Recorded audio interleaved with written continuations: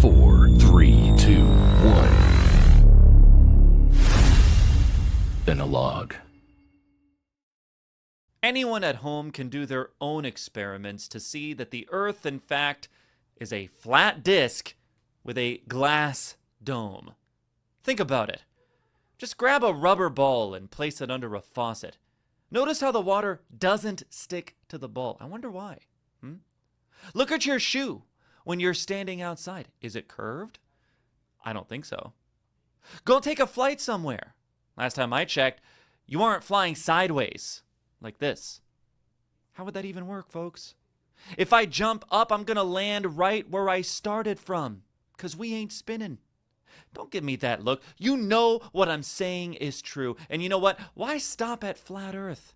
I say we expand our horizons. Flat sun. Flat moon. It's just a light bulb anyway. Everything's flat. The sky is a hologram. You say, this all sounds crazy. Hey, it may sound crazy to you, but the flat earthers are everywhere from North America to Asia, all over the globe.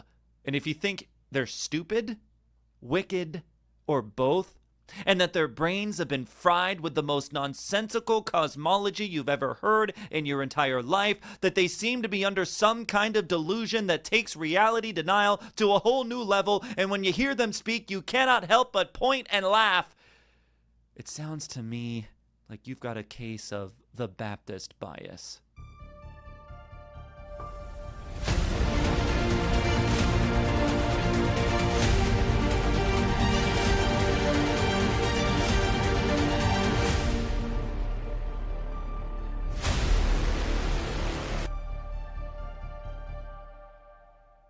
Hey everybody, thanks for joining us on the Baptist Bias. We've got an interesting show this evening, not a typical one. We're going to have a special debate with Austin Whitsitt, and in fact, we have a special moderator. I guess we only use Owens, but we've got Owen Benjamin's going to be moderating for us, and we've got a lot of people all over the globe this evening going to be tuning in and watching the show, but I'm not your host. I'm going to be kicking it over to Owen. Owen Benjamin, thanks so much for coming on the show and moderating this discussion for us.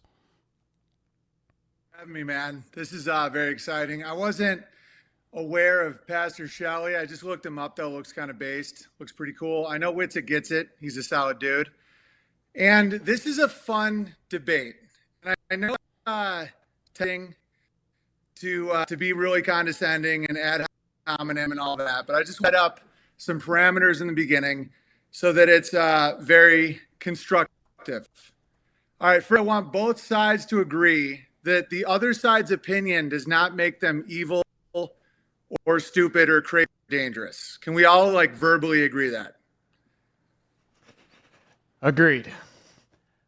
I'm not going to attack Austin personally in the show, but I do think that some flat earthers are wicked. So I don't know if that is a yeah. Well, some people who like lemonade are wicked. Sure. This is what we need. We need a higher level of logic here. So when you say flat earthers are wicked, so like Brahms are wicked. All right. And I hear you guys talk about that flat earth is dangerous. I'd also like everybody to agree that the food pyramid is more dangerous, or the belief in margarine. Okay. Can you see that that's more dangerous? Like, believing the earth is flat is objectively not dangerous, and it does not mean you're stupid. Can you admit that before we start? Well, of course, I think it's stupid. That's the whole point of the discussion. I mean, no, but it doesn't mean the person. Okay, I agreed to do this because I think that we can have a good logical debate. But if you're just going to be like an ankle biter, just follow the rules. All right.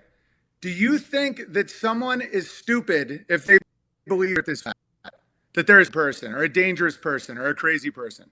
Well, I couldn't be honest with the fact that if I believe the earth is a globe and that's a fact, that someone who doesn't believe that wouldn't be stupid. So you can't answer the question. You just can't answer. No. So the answer, you think everyone who is stupid and crazy that believes, we can't do a debate if that's the presumption. Yeah, but if I think that his position has merit, then why would I have my position? I mean, the poster that we sent to everybody I never asked if literally has a quote of me saying that they're stupid. So I can't contradict myself. You ready? I'm not saying, do you think his position has merit? Do you think that everyone who believes in the flat earth is a stupid? I think that lots of people are intelligent, but that position is stupid. Okay. So do you believe that everyone who believes the earth is flat is a stupid? Yeah, it's a yes or no question. This is super easy, man. I'm not even trying to be antagonistic. I'm trying to be like totally unbiased. But you in the show so aggressively with your little light bulbing and like posturing like everyone's dumb. That's not how you start a debate. Like that's dishonorable. Like, Well, I did agree to the debate and said that it would be kind of hostile. And again, I'm not trying to. I'm willing to have the conversation. I'm not going to just sit here and just make insults. So if that's what you're not worried about, something here. I have something here. This is called the ad hominem horn. Okay, Pastor Shelley. Sure. So you do an ad hominem where you call someone a name. I'm going to blow it in your face. This is called the ad hominem horn. In a long ago time, men who did debate that you're not supposed to attack the character of the other person. And I feel like I really have to like instill this in you because I can already tell that's your main thing. If you try to do ad hominem, I will blow the ad hominem horn. And I'll also do it with logic fallacies like appeal to authority, appeal to consensus, circular reasoning, red herring. You understand? So that's it. Like if you start running your mouth like everyone's stupid but you and you're this special boy, ad hominem horn. And Witzik gets it. I'll say the same deal. Witzik gets willing to admit that people that believe in the heliocentric model, it does not mean they're evil. Can we admit that? Yeah, of course. Yeah. Can you admit that it does not mean they're stupid? It does not mean they're liars. And it does not mean that they can't have a kind of God. Because I hear that with flat earthers, and I don't believe that at all. So are you willing to verbally admit that someone can in the heliocentric and still have a functioning connection with God, not be a liar, not be stupid? Can we all agree to that? Yeah, of course. Some of the smartest, most based spiritual, like Christians in the world, were thought the Earth was a globe. See, you see how easy that is, Pastor Shaw? It's that simple. I think it's that simple. Yeah, again, I think you're trying to straw man me here. And again, like I agreed to the show because I do think the position is stupid, and that people believing it's stupid. So like that is my position. Now, that doesn't mean that those individuals... So your position is the people who believe it are all stupid? At least in that category. In that category. Yeah, I mean, if someone told me that they think that a man is a woman, I would say that that's stupid. I will do this, but this is already a little ridiculous because this isn't a debate. You're just calling names. And I'm trying to set a parameter that it's also not faith-based. Can you agree that this is not a faith-based belief? Right? Like it requires proof. You can argue it. Like if someone disagrees with you, it does not make them evil. And you have to use logic and reason to attempt to back up your case, not ad hominem, not snarky little things like you just did. Okay? Will you admit to that before we start? And then we will start. But I really don't want this to be a shit show where you're just so backed into a corner that you're like, well, I mean, yeah, we're like flying with a pizza and like that's not productive, dude. And it's kind of the opening of the show is just a joke. I thought comedians understood what humor was, but the conversation. Oh yeah, no, I understand. The conversation. So now you're saying I don't understand what humor is. I don't know why we can't just have the discussion. Why can we just have the discussion? We can. I'm setting the rules, Pastor Shelley. So you're now claiming that comedian Owen Benjamin, does not understand what humor is. Is that your claim? I just didn't assume that you would be so offended by words like idiot, considering the fact that in your bits, no, I'm not offended. Call people names all the time. I mean, if someone said that they think that I call you a queer, you're a queer, gay, dick, gay. Like why can't we call each other names? I'm not afraid of that. If someone's losing, it's not afraid. It's not afraid. It's that if your argument requires ad hominem, it's not an argument, and that's mine does not require it. I just was simply bringing it in so we could have a fun show. How about this? Every 10 minutes, we'll take a minute, and we can call each other pussies and asses, and you suck and you're stupid. That way, you can get your jollies off. All right? Is that good? Every 10 minutes, we will take a time out because Pastor Shelley wants to call people names, and he thinks we're afraid of his names. I just want to have the show. Okay, I no, just but you wanna have got the to set discussion. boundaries. Okay, but you're willing to. So you're agreeing now. You're verbally agreeing that you will not call names. You won't do appeal to. You won't do logic fallacies. You will do that. It's like I'm talking to a 3-year-old right now. Like you won't eat the ice cream in the car. I feel Right? like I'm You just having said to I'm sign a afraid COVID of contract being now or something like that.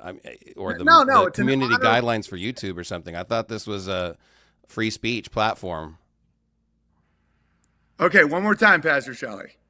All right, I realize. I just don't want words to. do I not just don't want to offend agree me. to some vague definition of Owen Benjamin's view of a logical fallacy. Because couldn't you be wrong? I feel like the moderator is just making sure that we're fair on time and that people aren't over That's talking what each other. I'm setting the rules because I know ad hominem is what you're up to. Ad hominem has a very, very clear definition. I understand You what an ad attack hominem the- attack is. I'm not planning on doing that. Pastor Shelley, let me finish real quick. You just said I don't. You just said that I'm making things up as I go, okay? Ad hominem means you attack the person, not the argument. Are you willing to admit, will you say that you will not do that during this debate? And if you do, I will blow my ad homo horn. I'll do my best to avoid that. So you can't do that. Like you I'm just can't saying. I'm just saying. agree Like to that. I'm just saying. I'm not going to try to do that. But you Free may. speech doesn't mean mentally retarded. Just because you can say something doesn't mean that you can't control yourself based on a boundary that we're setting right now. This is an ancient Can we just art do the form. show? Not until we set the guideline, or else it'll just be yelling If you at each feel like other. I made a mistake, then just call it out. Let's just move on. So you won't say that you won't attack his character during the debate. Like you can't agree to that because it's free speech. That's so an this is arbitrary all- definition. Ad hominem attack the I man. understand That's what an not ad an hominem arbitrary attack is. So, okay, based on that definition, will you attack Austin? I'm during not the planning thing? on doing Like, it. person- No. You're not planning on doing it. Okay, so you can't agree to that. So if you do that, it's because you can't control yourself. Yes? Whatever definition you want to attribute. Can we just do the show? I don't understand. It's not a show, it's a debate. This is not a show. Why can't we start? You We want, have you want 5 to do minutes. blood sports? I'll make money all day long. I thought I was You supposed wanna to debate I wanna Austin. see that Eckler at a Renaissance Festival. All right, you want to go against me with mockery? This is what I do for a living, okay? We're doing debating right now. We're not doing mockery because I would beat you badly. I've done it professionally for 25 years. The Okay? guy that is refusing to hear anybody call a name. Okay, at a marriage. You're like, let's afraid say of the we're- word we're- retarded. Let's say we're at a wedding and I'm marrying two people and I say, let's not mock Puerto Ricans, yes? And you go, well, I can't agree to that. I mean, what? So there's no free speech? This is a debate. This is not a comedy show. I did not agree to do a comedy show, okay? I'm not expecting it to be a comedy show. I know. Okay, got it. All right. So are we settled? We're gonna do this. You're not gonna attack the character. You're gonna because I don't if even flat know earthers are so Austin stupid- to attack his character. No. It's like everyone who believes this is a dumb person. They're crazy, right? I just watched your intro. It was retarded. Okay.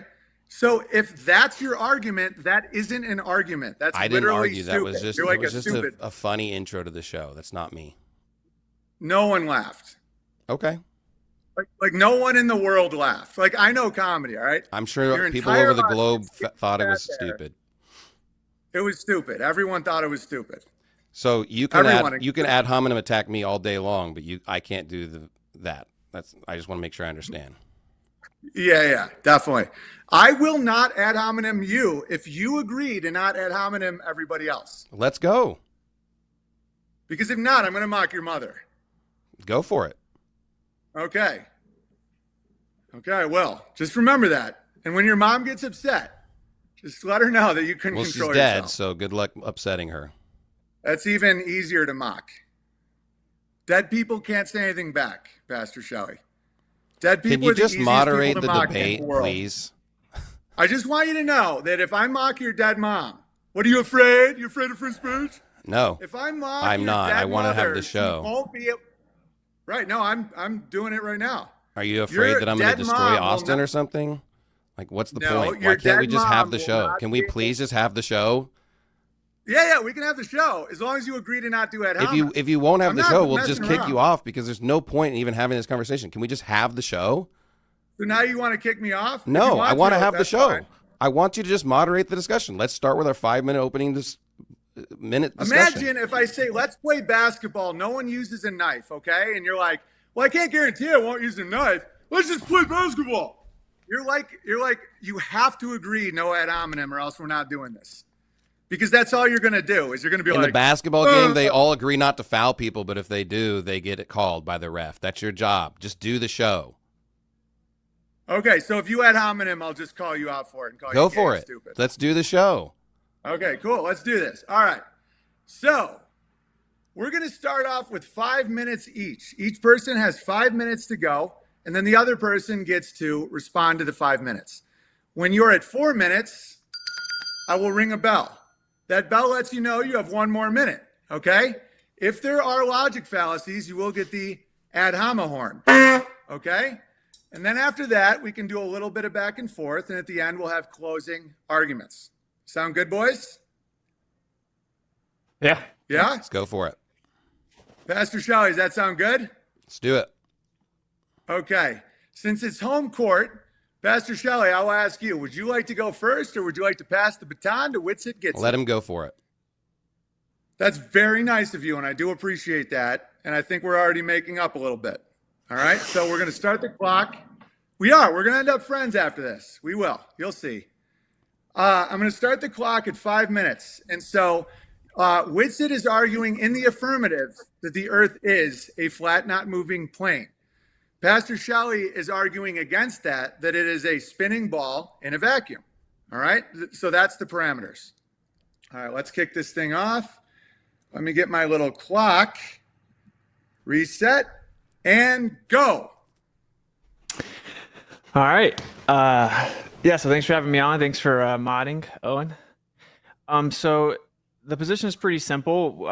We were kind of all told that the Earth is a spinning ball and then it flies through space. But if you actually think about everything logically, we need to step back. And so the default position is actually that the Earth is a stationary plane. So yeah, I take the affirmative position that it is a stationary plane, and that's supported with every empirical piece of evidence that exists. So we obviously don't experience the Earth moving.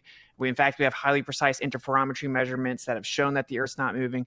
We obviously see the horizons horizontal. We actually use plane survey to do all civil engineering to build everything in the world as if the Earth is flat. We fly the plane as if the Earth is flat and stationary. So on the surface, pun intended, right, everything is the default being that the Earth is flat and stationary. Of course, we see everything in the sky move, etc.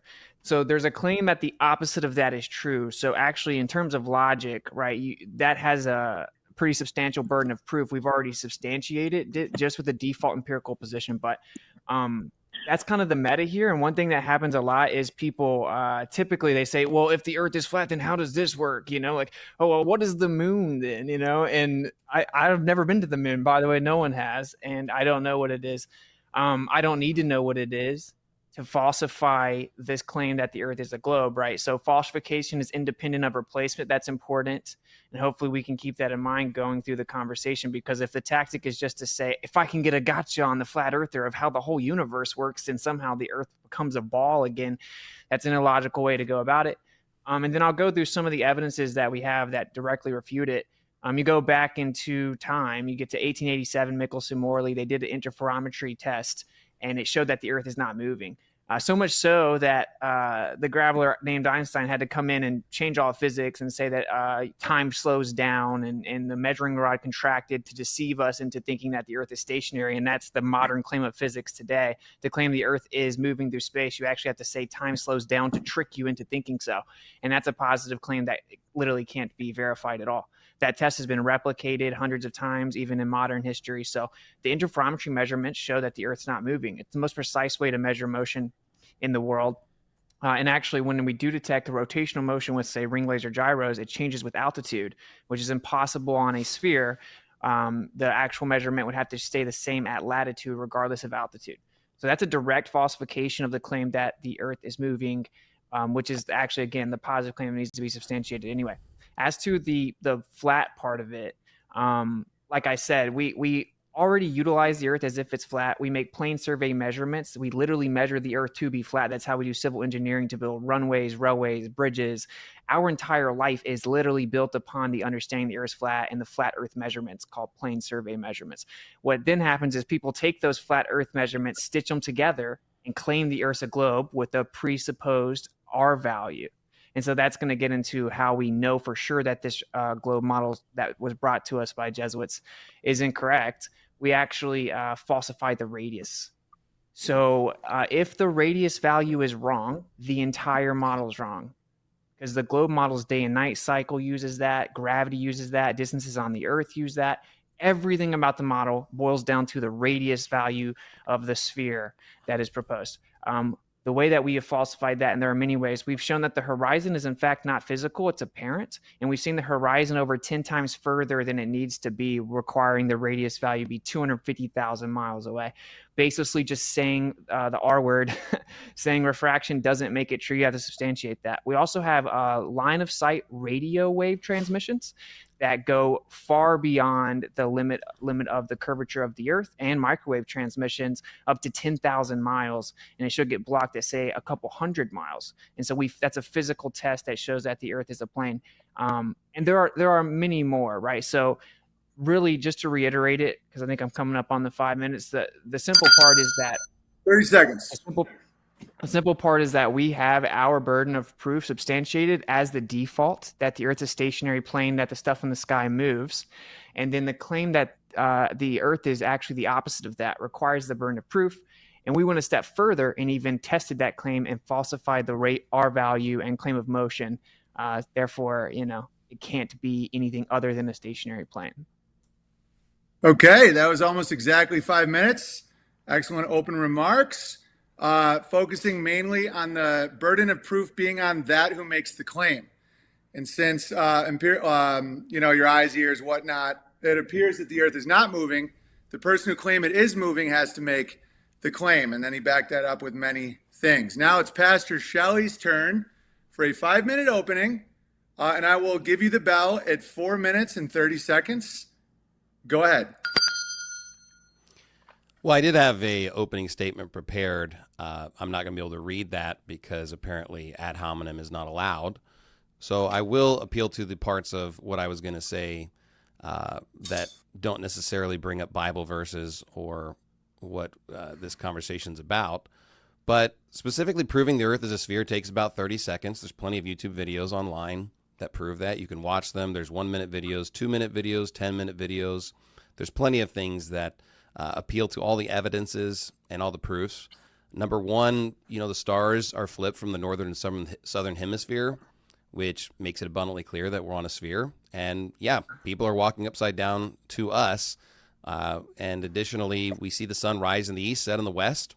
We have thousands of photos and videos of the Earth from satellites sent over by 90 countries. There's over 90 countries that have set up satellites. It's that simple. The Earth is obviously a sphere. It's been observed. It's been tested. Everything we experience in our lives confirms a spherical Earth, as well as, a heliocentric viewpoint of our solar system specifically. And additionally, when it comes to history, the Bible, or science, they all appeal to the exact same thing.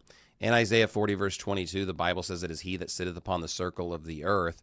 And the Bible has always known about the shape of the earth. It's always known about different cosmology and different things that we experience, see in our universe. And science is always catching up to the Bible specifically.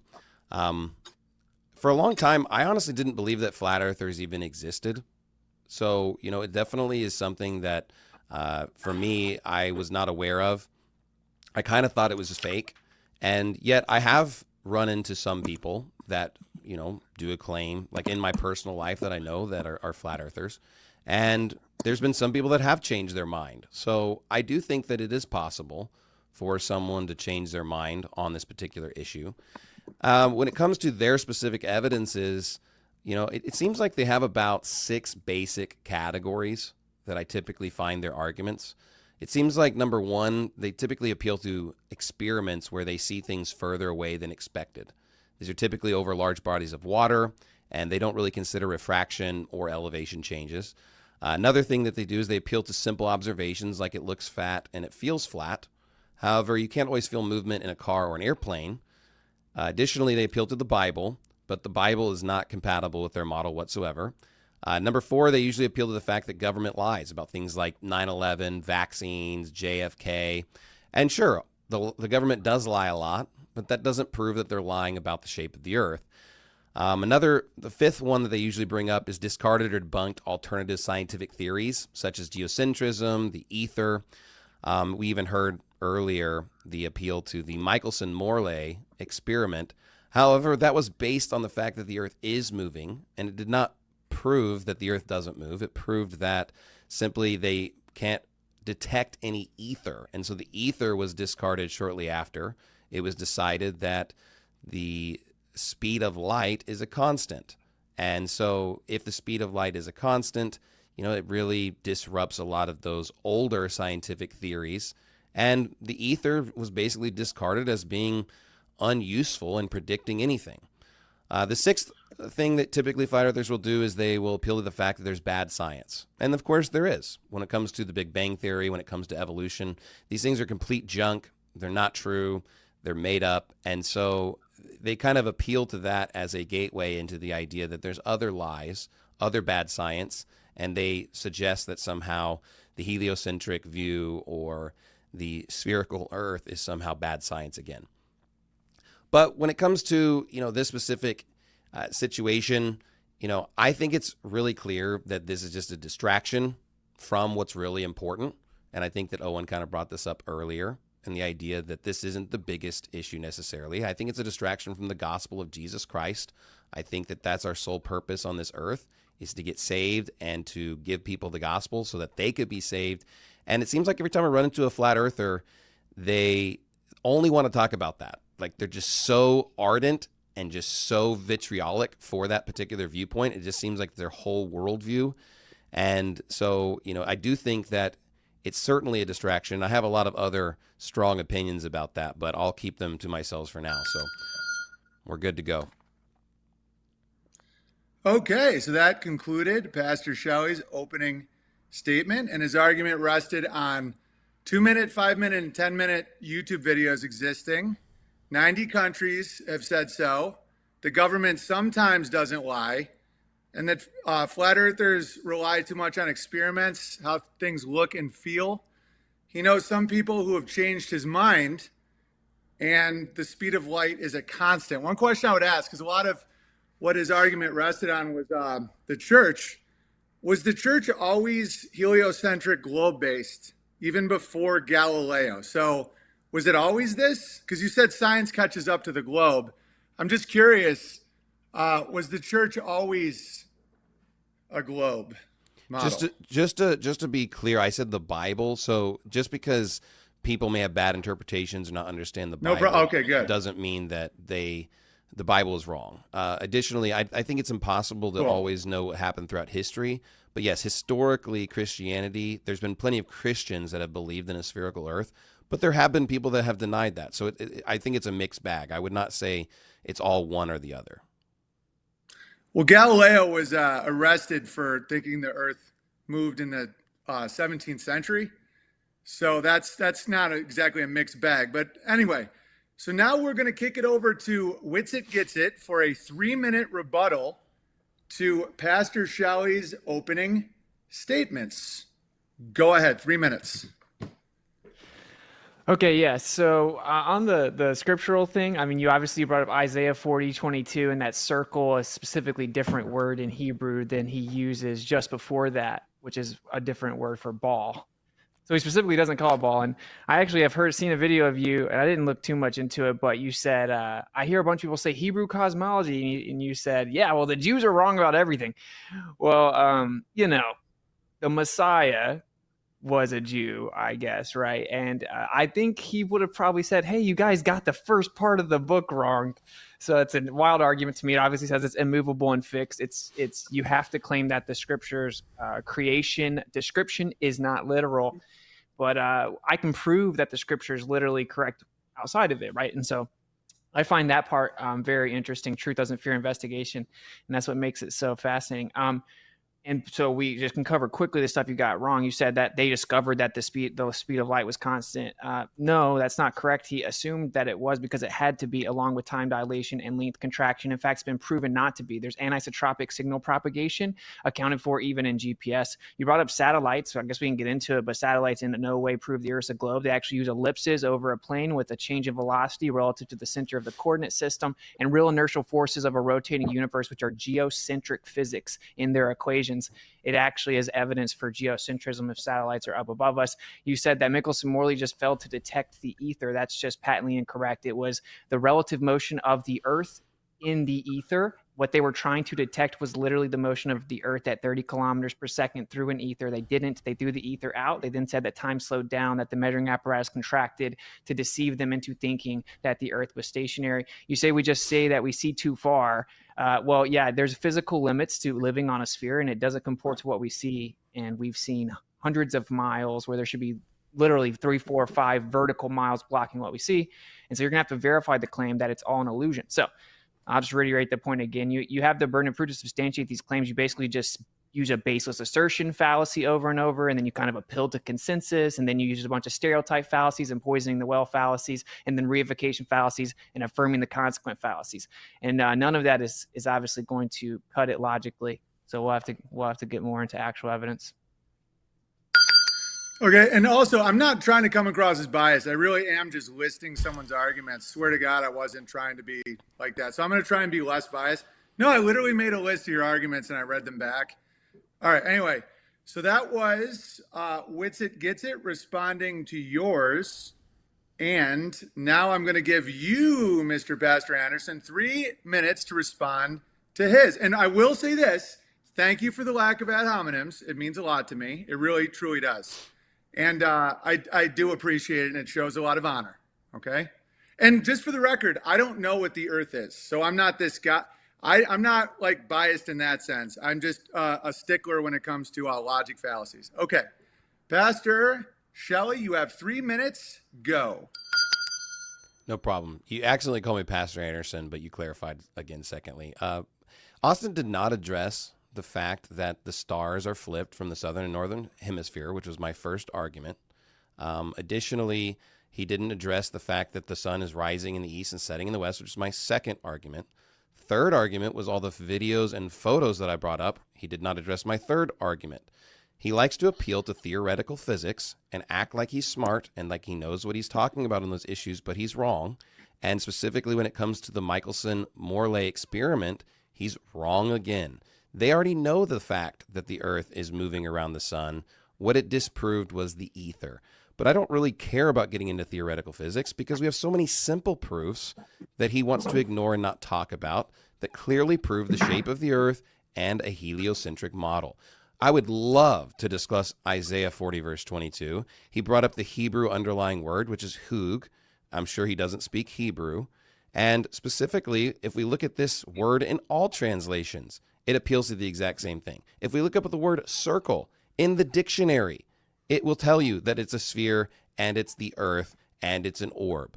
So he just wants to hide behind just sounding smart on these issues. But the problem is the Bible's very clear. And I get offended by someone that wants to say that the Bible is teaching a flat Earth because that would, in my mind, be heretical.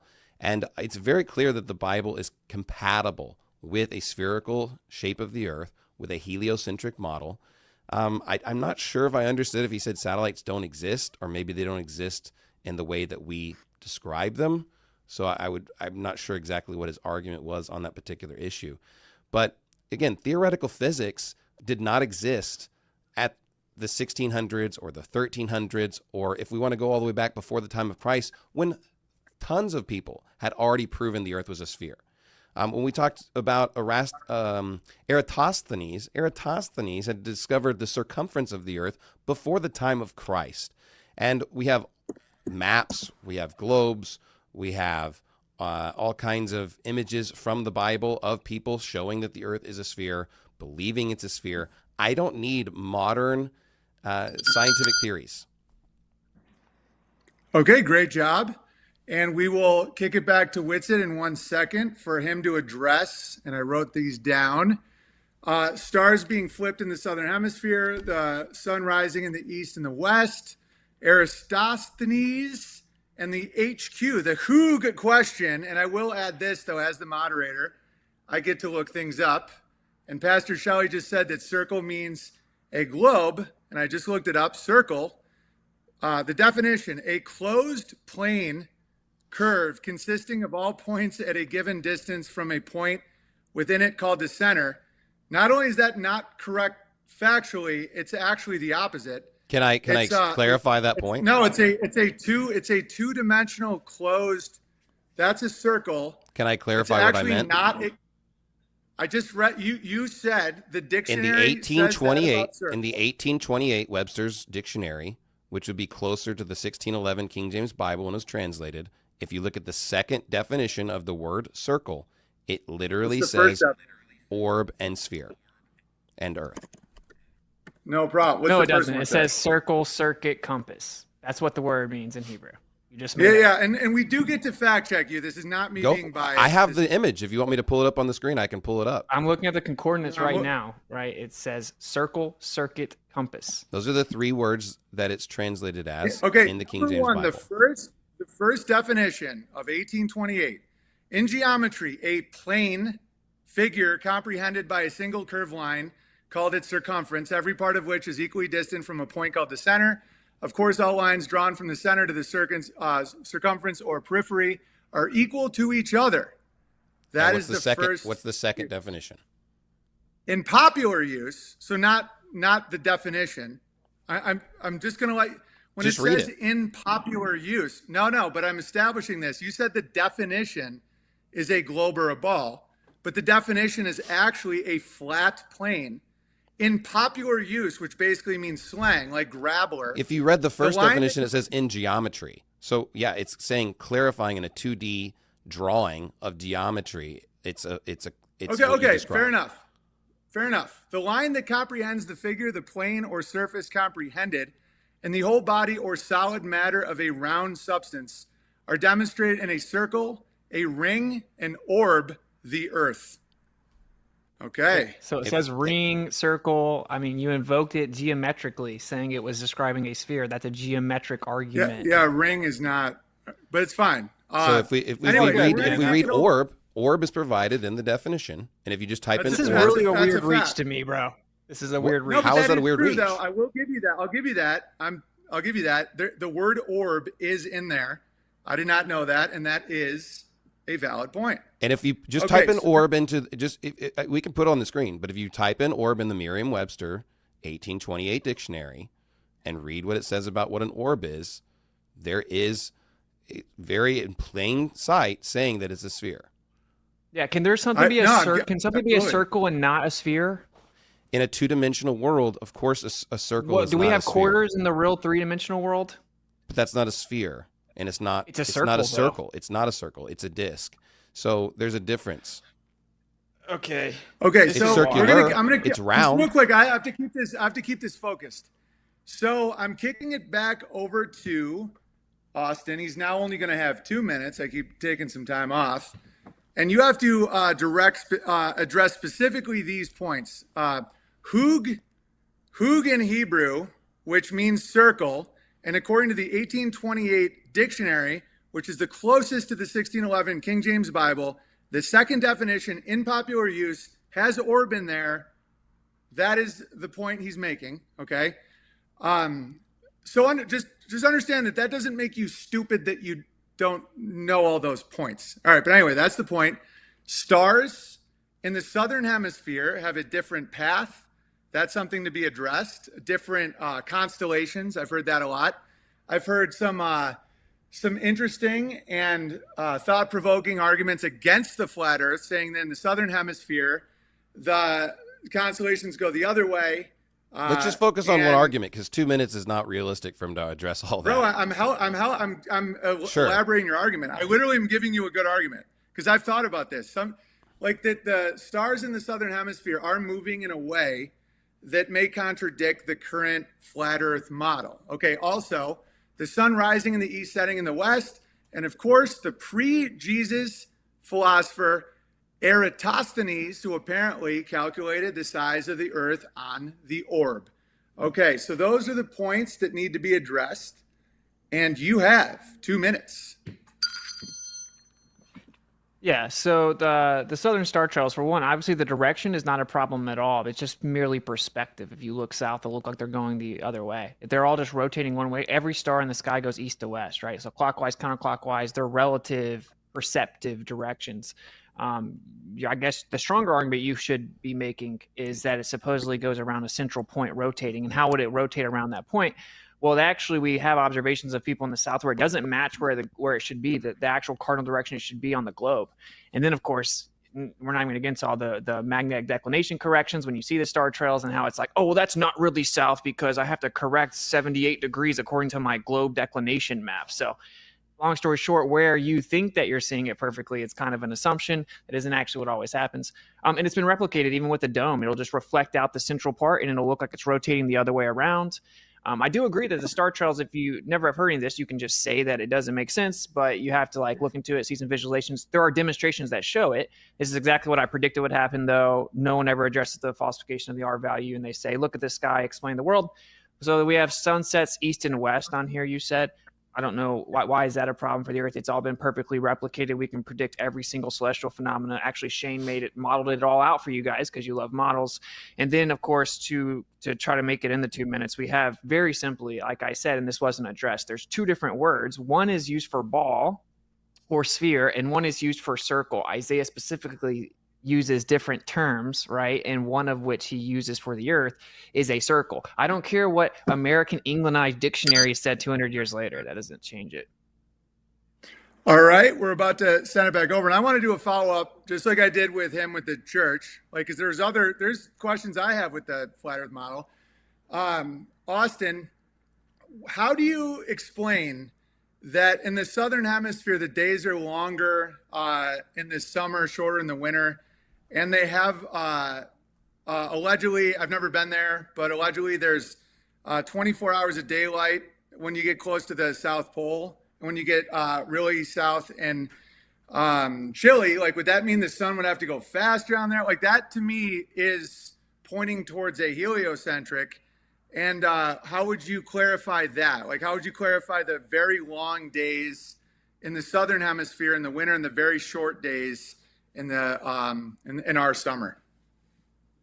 Yeah, so it's the same way that the globe explains how the Earth spins faster at the equator than at a northern or southern latitude. So you have tangential velocity and angular velocity, meaning it can continue to go at the same angular velocity, but go faster.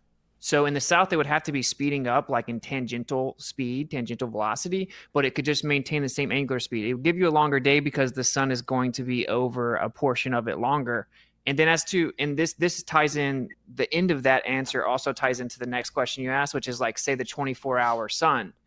Well, we don't actually see the 24-hour sun itself, right? They doctor footage, but we see the daylight, and the daylight has been replicated also with a dome. If you have a dome, like the scriptures blatantly say, with the firmament, it will actually reflect around in something called a coffee cup caustic.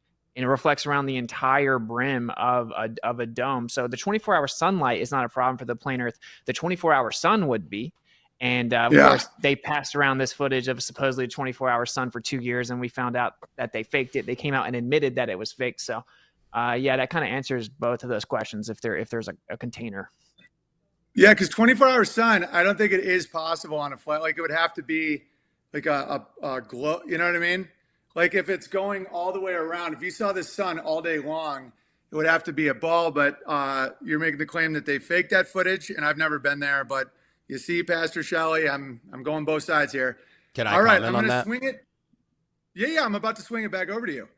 So let's do another 2 minutes each, and then I'll let you guys kind of go back and forth a bit, and then we'll do some closing statements. Or do you want to take questions from the audience, whatever you guys want? Or we can go as long as you want. I'm feeling good about this. Good job with the ad hominems. I want you to know that. I wasn't being a dick. It really does help. All right, 2 minutes. Pastor Shelley, go ahead. Well, what Austin said does not explain why there's seasonality in the southern hemisphere and you see longer daylight cycles because specifically it's the tilt of the Earth. It's the tilt of the Earth that causes that. So in some parts of the season, the tilt is angled more towards the sun, so it gets more daylight. If the Earth was not tilted, then you would have just perfect 12-hour daylight and nighttime seasons. And near the equator, because it's virtually the same distance to the sun no matter where it orbits the sun, that's why it's at 12.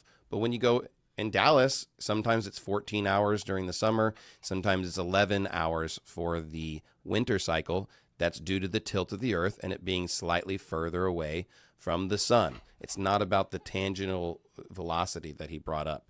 So he's just flat wrong even on our viewpoint.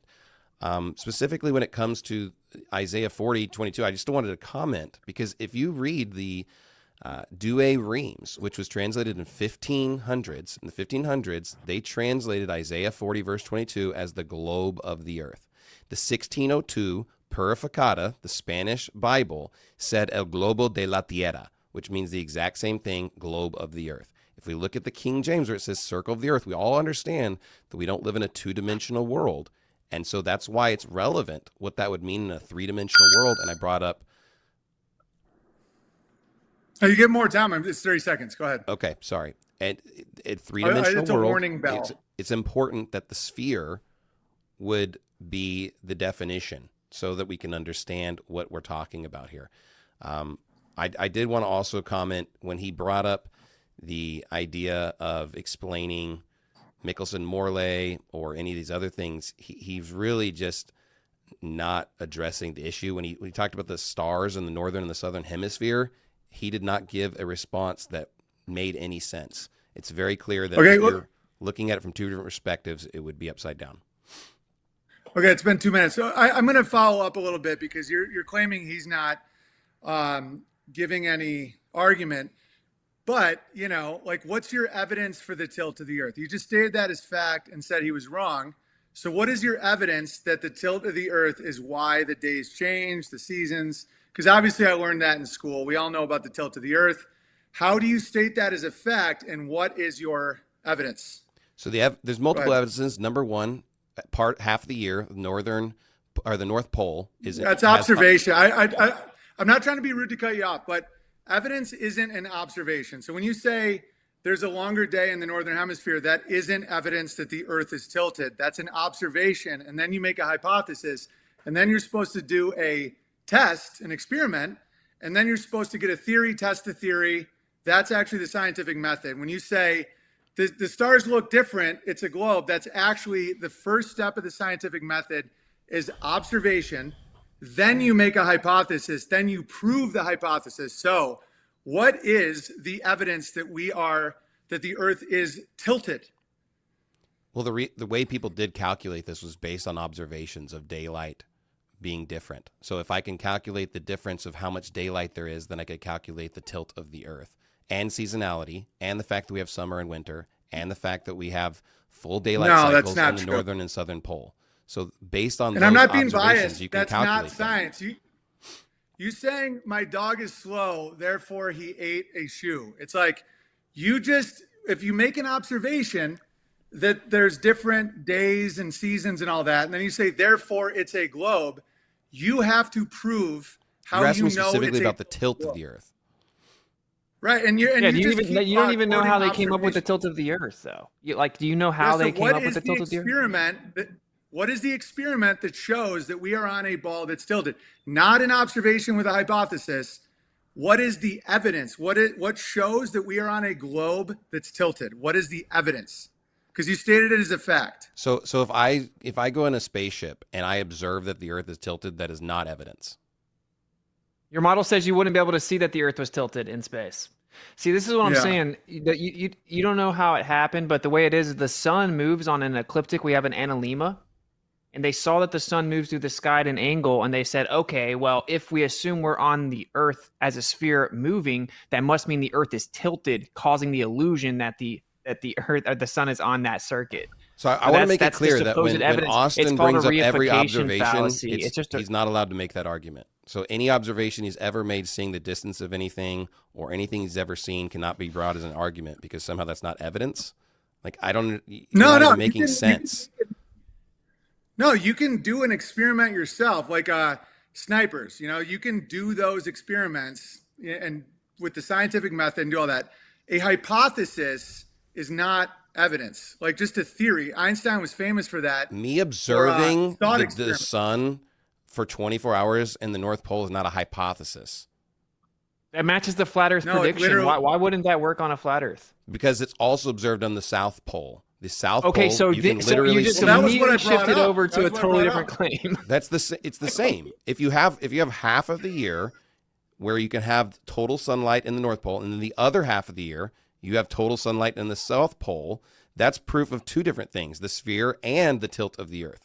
Because the only reason you have the sunlight is because since the globe is tilted towards the sun while it's rotating, it still has daylight. But the South Pole doesn't because it's turned away from the sun. Whereas when you're on the other side, the South Pole is now getting 24 daylight, 24 hours, and the North Pole does not have 24-hour daylight. This is observed by people in Alaska and even parts of Russia, and specifically in the North Pole. It works on a flat Earth. And the South Pole. No, it doesn't work in the South Pole. Boys, let me just interject real quick, just to get us back on track, because that is a valid model. So I'm just going to ask you this, Pastor Shelley.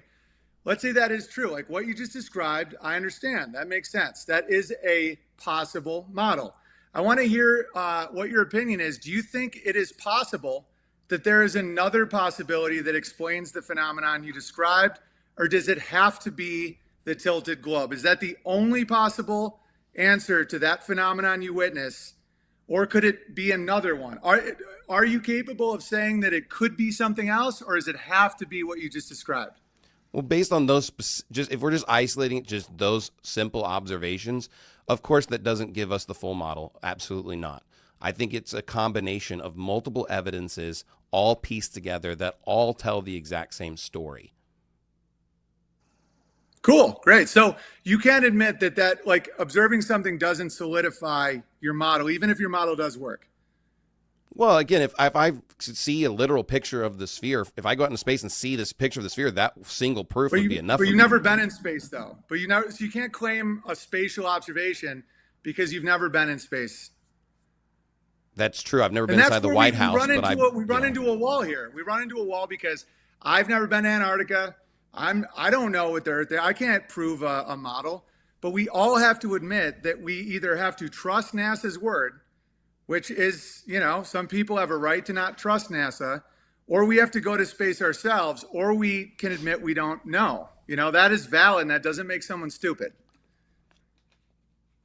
Okay, let's swing it over to Austin. Austin, I don't know, 2 minutes, make an argument, and then Pastor Shelley will go back, and then, we'll go from there. I think we're really accomplishing something here today, fellas. The people in my chat are saying that everyone's doing good. Everyone's being respectful. The key is respect, man. That's it. Like, as long as we're not yelling at each other and saying everyone's stupid and everyone's evil, this is a win-win. All right, 2 minutes. Austin, go ahead. Yeah, so we see the sun move around us 360 degrees in the north, right? You can take trips and cruises to go see it. That's exactly what's expected on a flat Earth, right? Because the sun is just moving. The seasons on the flat Earth as the sun moves in and out. Now, the exclusivity would come with the south. Well, you can't book. There are millions of videos of the sun doing it in the north. There are cruises you can take. Can you take a cruise to go see the 24-hour sun in Antarctica? No. We've actually called and asked if none of them exist. Are there millions of videos of that one? No. Can you freely and privately explore there? No. You can only go to approved guided tours. I know a former NASA employee that was stationed there for 6 months said you never see the sun itself in the sky for 24 hours. And he was there during their summer, 6 months. So we would need actual verifiable evidence of that claim. Obviously, I don't believe in the claims about going to space either, because we've caught them faking things. And if I catch you faking things and you're a federal government agency, your kind of MO is to fake things, why would I, build my entire worldview upon you doing that? What I want to know is how we're shooting radio waves thousands of miles horizontally over large bodies of water when the curvature of the Earth should block the radio waves, right? That means that there is no curvature there blocking the radio waves. That now falsifies the radius value. So like all these other questions you have wouldn't really matter. So we can level with each other and agree that if we falsified the radius value, it would falsify the entire globe model. And then you can maybe address the way we falsified it. That's the most efficient way to have this conversation, not just be like, well, how would you explain this? How would you explain that? So yeah, we falsify the radius value with line of sight, long distance radio wave propagation. Okay, well done, Austin. Let's swing it back to the pastor. Let's see how he wants to respond to that. Go ahead. You have 2 minutes. Eratosthenes already proved the radius of the Earth and the circumference. He didn't need any of these fancy devices to figure that out. But again, that's what... That's appeal to authority. I'm going to start using the horn, okay? That's the appeal to authority fallacy. When you're in a debate and you say, a guy who was dead 2,500 years ago already proved all this, I don't have to argue it. That's literally a fundamental logic fallacy. Go ahead. How's that Sorry not a about fact that. of history? It's called the appeal to authority fallacy, where you just say, this guy did it 2,500 years ago. Did you I blow don't the have to horn do when it. he appealed to Michelson-Morey, disprove the Earth is moving? I'll 'Cause do it you right didn't now. blow There the you horn go. then. Okay. Okay, I'll blow that horn. Michelson-Morley. Well, the difference is the Michelson-Morley experiment is a famous experiment that can be replicated. So And that is a Eratosthenes is not a famous experiment that could be replicated? I don't know who I'm Describe the arguing experiment. with. Why can't I argue with Austin? Because I'm setting the tone. Because you're not. I mean, you're you being just said very you feel- biased here, and you're not even being I fair. apologize. That's a complete. I apologize. you're I will take a step back. I will take a step back. You have to. I will not interrupt again. I was just saying that saying Eratosthenes did it is. That's no again, different than the it's all argument you that he did. made with Start Michelson-Morey. over again.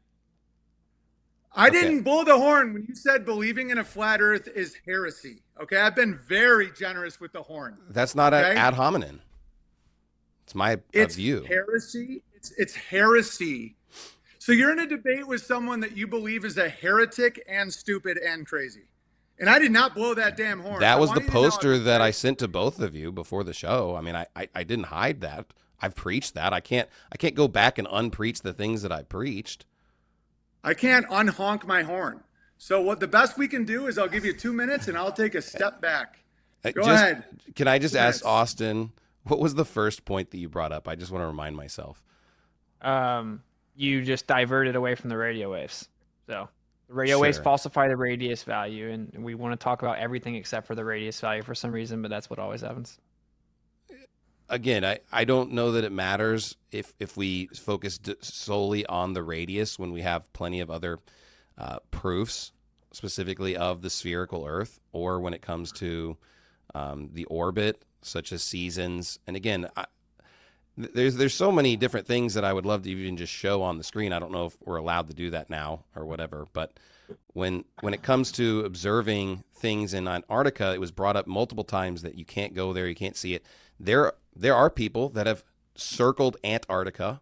They took a voyage from the southern tip of South Africa, and they circled the entire Antarctica and then sailed down into Did they Australia. circle it or did they orbit? Did they orbit? I'm just kidding. Go ahead. Sorry. I They had to do circled it, and so Okay. specifically, there's pictures, video.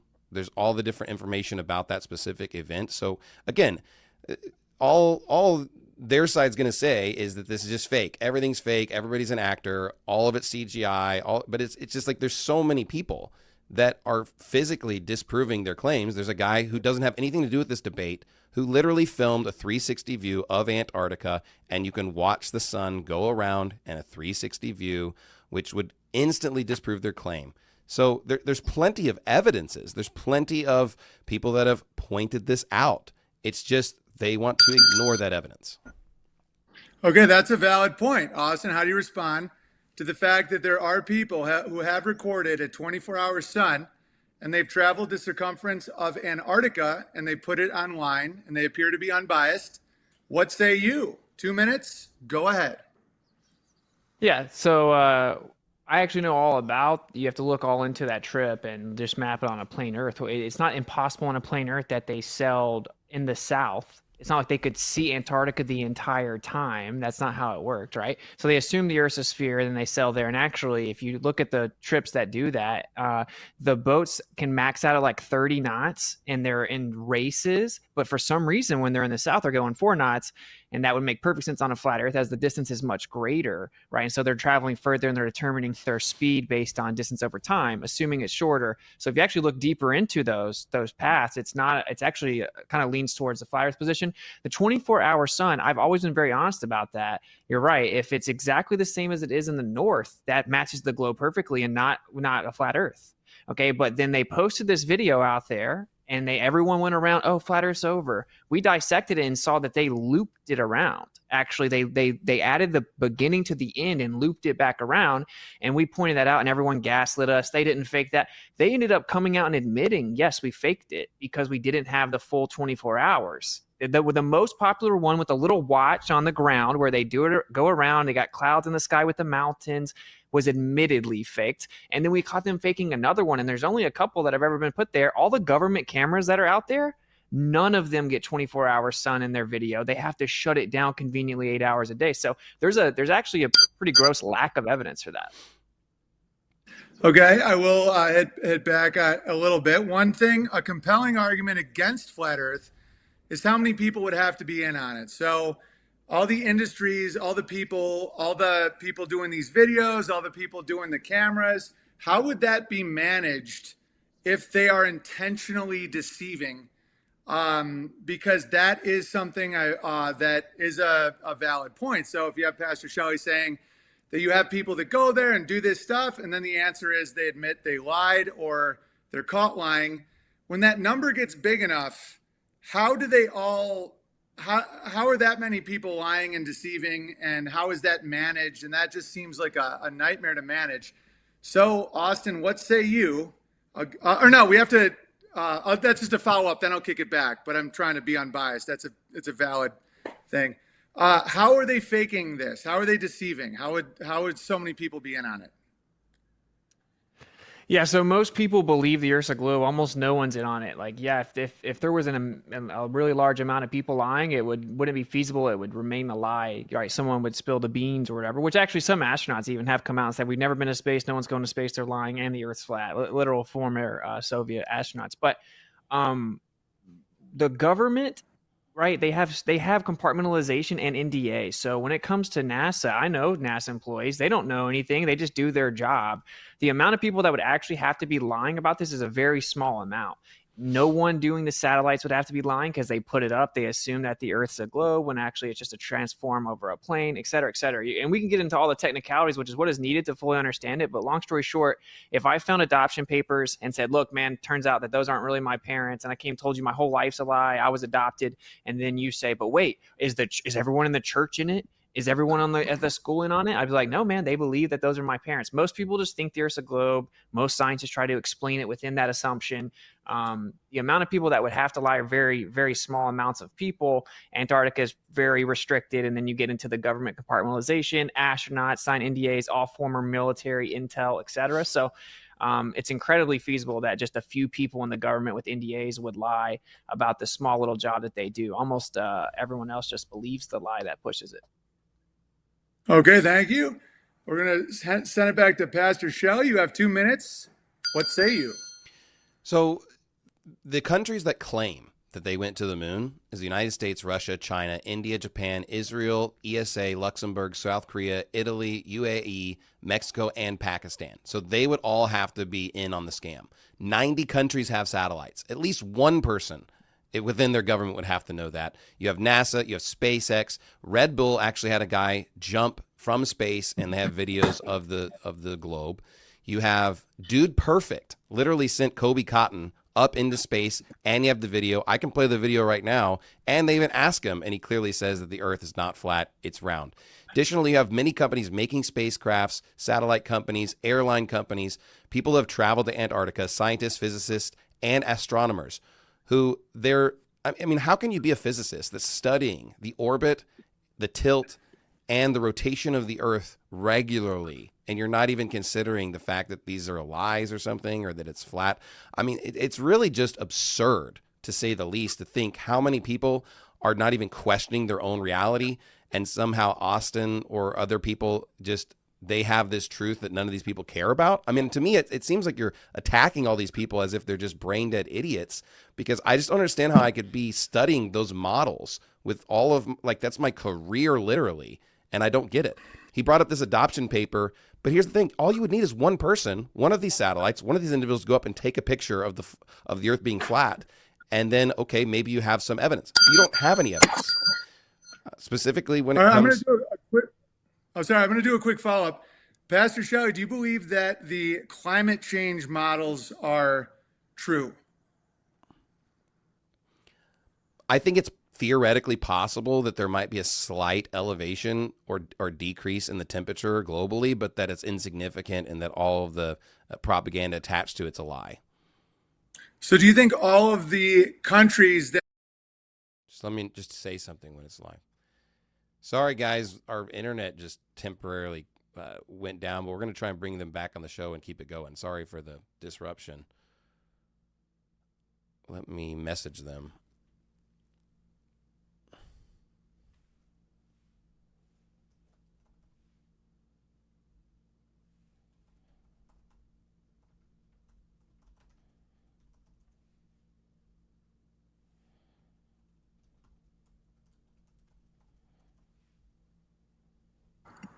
Sorry, the internet just like died on us. I don't know.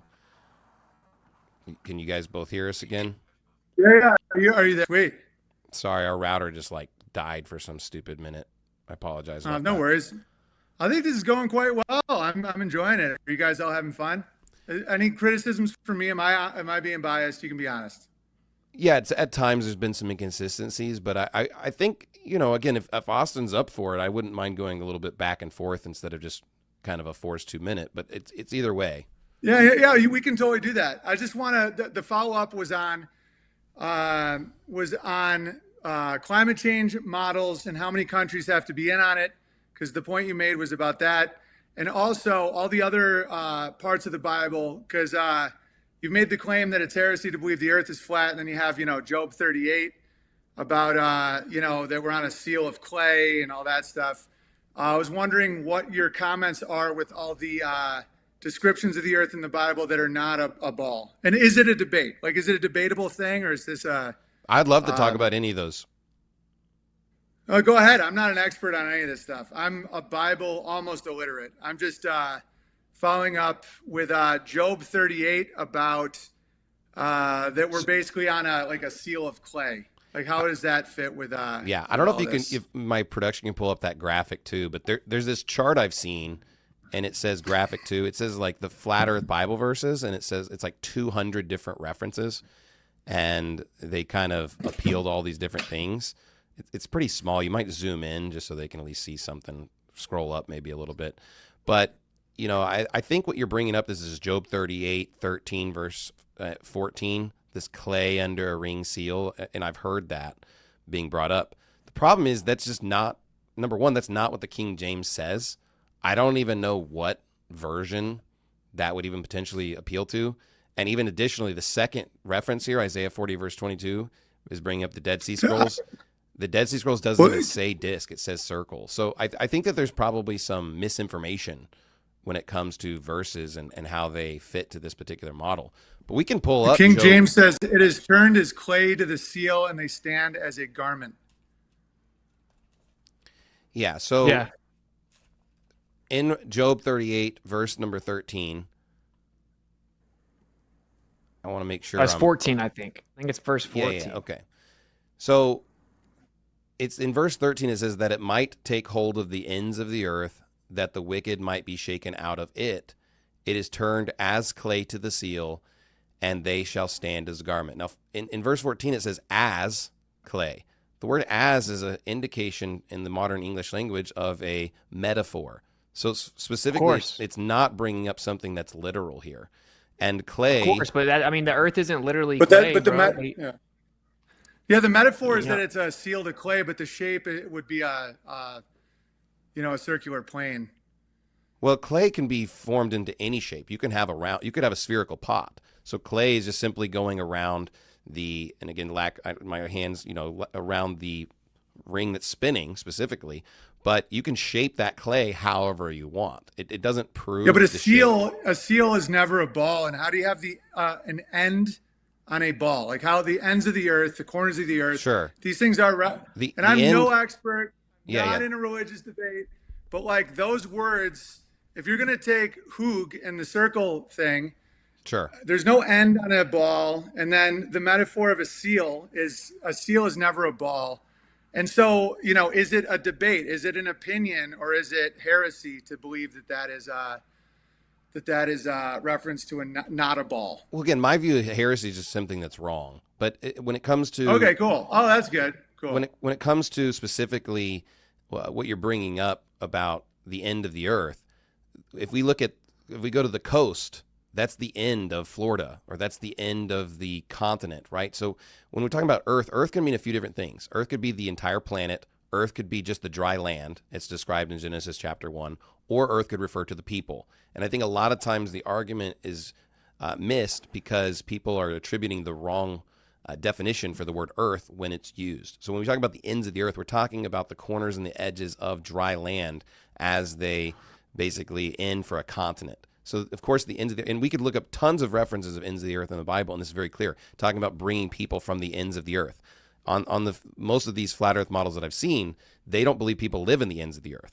But the Bible's clear that people do live in the ends of the earth because we're talking about the edges of the coastline. We're not talking about the planet itself as a shape because, of course, I agree, there's no end of a globe or a sphere, but the Bible doesn't allude Yeah. to Can that. I say a couple things about this? So Yeah, you I guys agree just with go you, now. actually. Yeah, go for it. So Earth does mean land, right? Like, and I think it's actually very profound for cosmology because what it's saying is he rose the land up out of the water, and that we're surrounded by water everywhere. Directly antithetical to what they're claiming. But just to clarify, right, 38:14 specifically says the earth takes shape like clay pressed under a sill, and then its features stand out like garments. It's just like how they would seal letters. Kings would seal letters, and they would put their clay, stamp it down, seal the letter with their emblem or their crest. It's very specifically saying that it takes shape like that. And it says there's waters above. It says there's a firmament. It says that it's like molten looking glass. It says many things. This is basically to say that it's heretical would be saying that the prophets were heretics. The prophets clearly thought that Hebrew cosmology was true. This new idea that like somehow the Hebrew people didn't think that the earth was a stationary plane with a firmament over top of it with water above it has only somehow become a thing as an anti-flat earth type of push.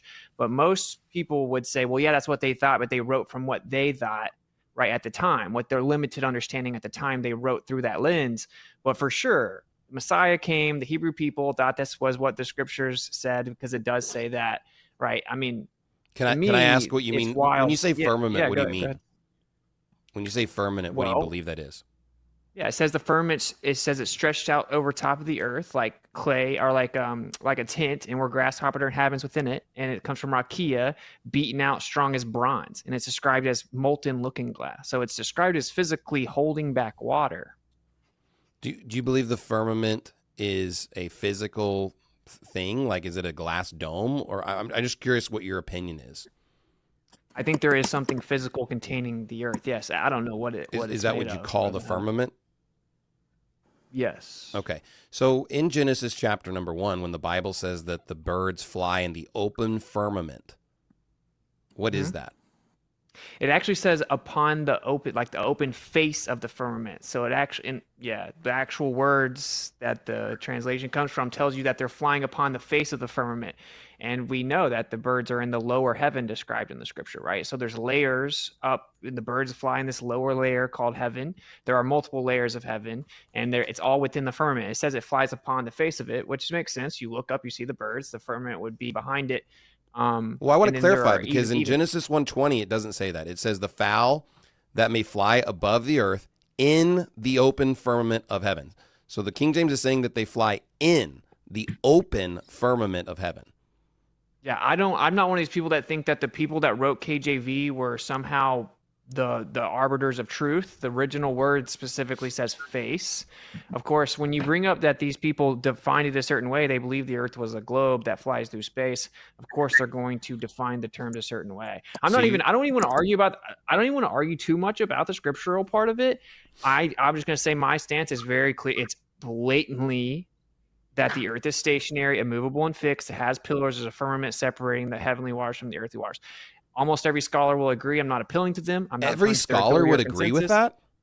That Hebrew cosmology was that the earth is an enclosed, immovable plane. Absolutely. Can I show just some pictures of historical Bibles? Because frankly speaking, from the 13th, 14th, 15th, 16th, 17th, 18th, and 19th century, we have drawings and Bibles from all of these centuries showing the spherical earth.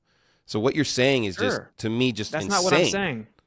That's not what I'm saying. Is all of those people would have told you, yeah, but the Hebrew writers back then, they were writing through the lens of what they knew at the time, and they thought they were taking Genesis literal to mean that there were literally waters above us that were being held back by a literal firmament, and that the windows of a firmament literally opened up waters, and that the earth was immovable and fixed. Who are you quoting That's saying what I that? mean. Because the Bible's talking about clouds. When it talks about the firmament, and you can actually compare Proverbs chapter number 8 with Genesis chapter number 1, and it's clear that in day 2 of creation, God created the atmosphere, which is what's the firmament. Firmament just means space or expanse, and it's just talking about how the waters are separated where clouds were up above the firmament, and there's simply the oceans down below. So you have waters below the firmament, you have waters above the firmament, and the birds fly in between the clouds, which is in the open firmament. That's what the Bible teaches. That's what everybody that I've seen write about and talk about have seen, and that's what the pictures that I could show right now. I could literally show tons of pictures of people with the spherical earth in Bibles from the 13th, 14th, 15th, 16th, 17th, 18th century. So are all of those people, like I did said, those people you're not strawmanning- believe in the spherical earth? You're straw manning what I said. I didn't say I didn't believe in a spherical earth. Okay. What I said was that the scriptures specifically say that it's not a spinning spherical earth, and that the people Wait, I want to wrote it, the clarify. prophets You're saying and the you believe the Messiah earth is a all sphere. adhered to Hebrew. What's up? You believe the earth is a sphere? What? No. Why would I believe the earth's a sphere and debate that it's not a sphere? I thought that's Okay, the I point feel that like you we're just getting said. a little off track here, boys. Let's Yeah. just, and I'm not taking over. I'm just going to reset a little bit. Pastor Shelley has made a lot of points on Eratosthenes, and I've not heard Austin address that yet. Austin, would you like to, are you familiar with the experiment? Can you explain it? How did Eratosthenes prove that we are on a ball Earth? I don't want to let you off the hook on that one. Yeah. So that is like the Wikipedia story of how this was all settled. But when I brought up the falsification of the radius value, he said Eratosthenes proved the radius value a long time ago. The way he supposedly did this, because there's only secondary documentation, and the two documents actually contradict each other with different stories. That doesn't really matter because you can go do it now. Anyway, you put sticks in the ground. He used wells, and then there's a different story that they use sticks. It doesn't matter. And then the shadow that's cast from the sun, you can take those shadows, the angles at which the shadows are cast, and you can do the math. You can use spherical geometry to get a circumference. And of course, you get the radius from that. Now, obviously, in order to do that, you must use spherical geometry. So you have to assume the Earth's a sphere, and you also have to assume that the light rays are parallel, right? So the sun has to be super distant where the light rays are parallel, and then the Earth is a sphere to even begin to do the math to figure it out. Also, admittedly, right, that if you can't prove it unless you have many, many other data points, is what the mainstream will tell you. And he only used 2. So like Neil deGrasse Tyson, and just to point out how accepted it is in the mainstream, we'll tell you, obviously with 2 shadows, it works perfectly fine on a flat Earth with a local light source, which is true. In fact, we've actually replicated it with like 100 different shadows. So long story short, he assumed that the sun was super far away and assumed there were parallel light rays, and then assumed that the Earth was a sphere to come up with the value, which of course doesn't prove it, because you can explain the same exact observations on a flat Earth. So I don't even know why but yeah, that's just what like the mainstream story is. So Yeah, and didn't he believe the sun was 1 million miles away, not 93 million? Or something like that? Yeah, it's just super far away. I He didn't gotta- even really make it specifically. Pastor Shelly, do you believe in mainstream space, like trillions of stars, light years away, nuclear explosions? Do you believe in like the mainstream space or a different type of space? I just would like to know what you believe as far as what the stars are, how far away are they, stuff like that.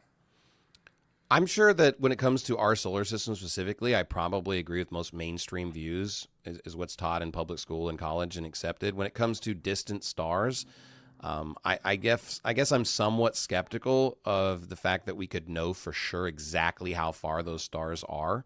But I'm not like it doesn't really change anything for me if they truly are as far as they claim they are. But I don't. I think it's impossible to know for sure exactly how far these. If it's something 1,000 light years away or even much further, what they claim, like it's pretty much improvable in my opinion. We can only make hypotheses and predictions, and of course they do those, and they seem to match what they suggest. So it is plausible in my mind, but I'm not going to sit here and say that it's for sure. Okay, Pastor Shelley, is there any topic you want to explore more that you want to get back into? I know I pulled this out because it just felt like the bickering. I was just trying to refocus with the Greek guy. Is there anything biblically you want to talk about and go back and forth with Austin? Well, I do want to bring up a couple other things that we haven't brought up, just some newer things. Great. But I do want to bring up the idea of solar eclipses specifically, and if possible, can I bring up graphic 17?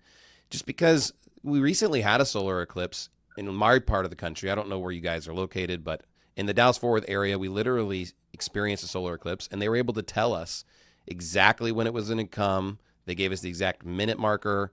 They could tell us, and you can even see one of those plotted down there. But these solar eclipses are actually going in all kinds of different directions. And from most flat Earth views or models that I've seen, they kind of just have like a child's mobile where the moon just kind of going in this circular pattern. Well, that wouldn't fit these solar eclipses, nor does the flat Earth model give you any prediction as to tell you when these solar eclipses are going to happen. Whereas the heliocentric model literally does give you these predictions, and they're accurate. So to me, that's not something that we just like made up. I really did see the solar eclipse. These pathways really do match reality. It's things that we've observed and seen, and they do fit with the heliocentric model. So I'm just curious from Austin's perspective, what he would say about these solar and lunar eclipses that we observe. That's a valid. Pastor Shelley brings up a valid point that the globe model can make accurate predictions over time, which is a good point. And Austin, what is your answer as far as their ability to predict the eclipses? Go ahead. What say you? Yeah, just real quick, I just want to say I just looked that up. It says the Earth in the open expanse of space. It says upon the face of the firmament. Like I said, everyone can go look that up. But eclipses, that the prediction of eclipses aren't exclusive to anything to do with the globe, right? It's not exclusive to the Earth being a sphere, nor of the Earth moving around the sun. It comes back, funny enough, from the Babylonians, the Chaldeans, like 2500 BC. You have the sterile cycle that was built upon before that. You can actually go to ADL.place. That's the Anti-Disinformation League, so it's the good ADL. And you'll find all of this mapped out on a plane. We can perfectly map out exactly when it's going to happen on a plane Earth. And the sun and the moon, they have their specific cycles. They even change like relative positions throughout time. And it's just a cycle that repeats.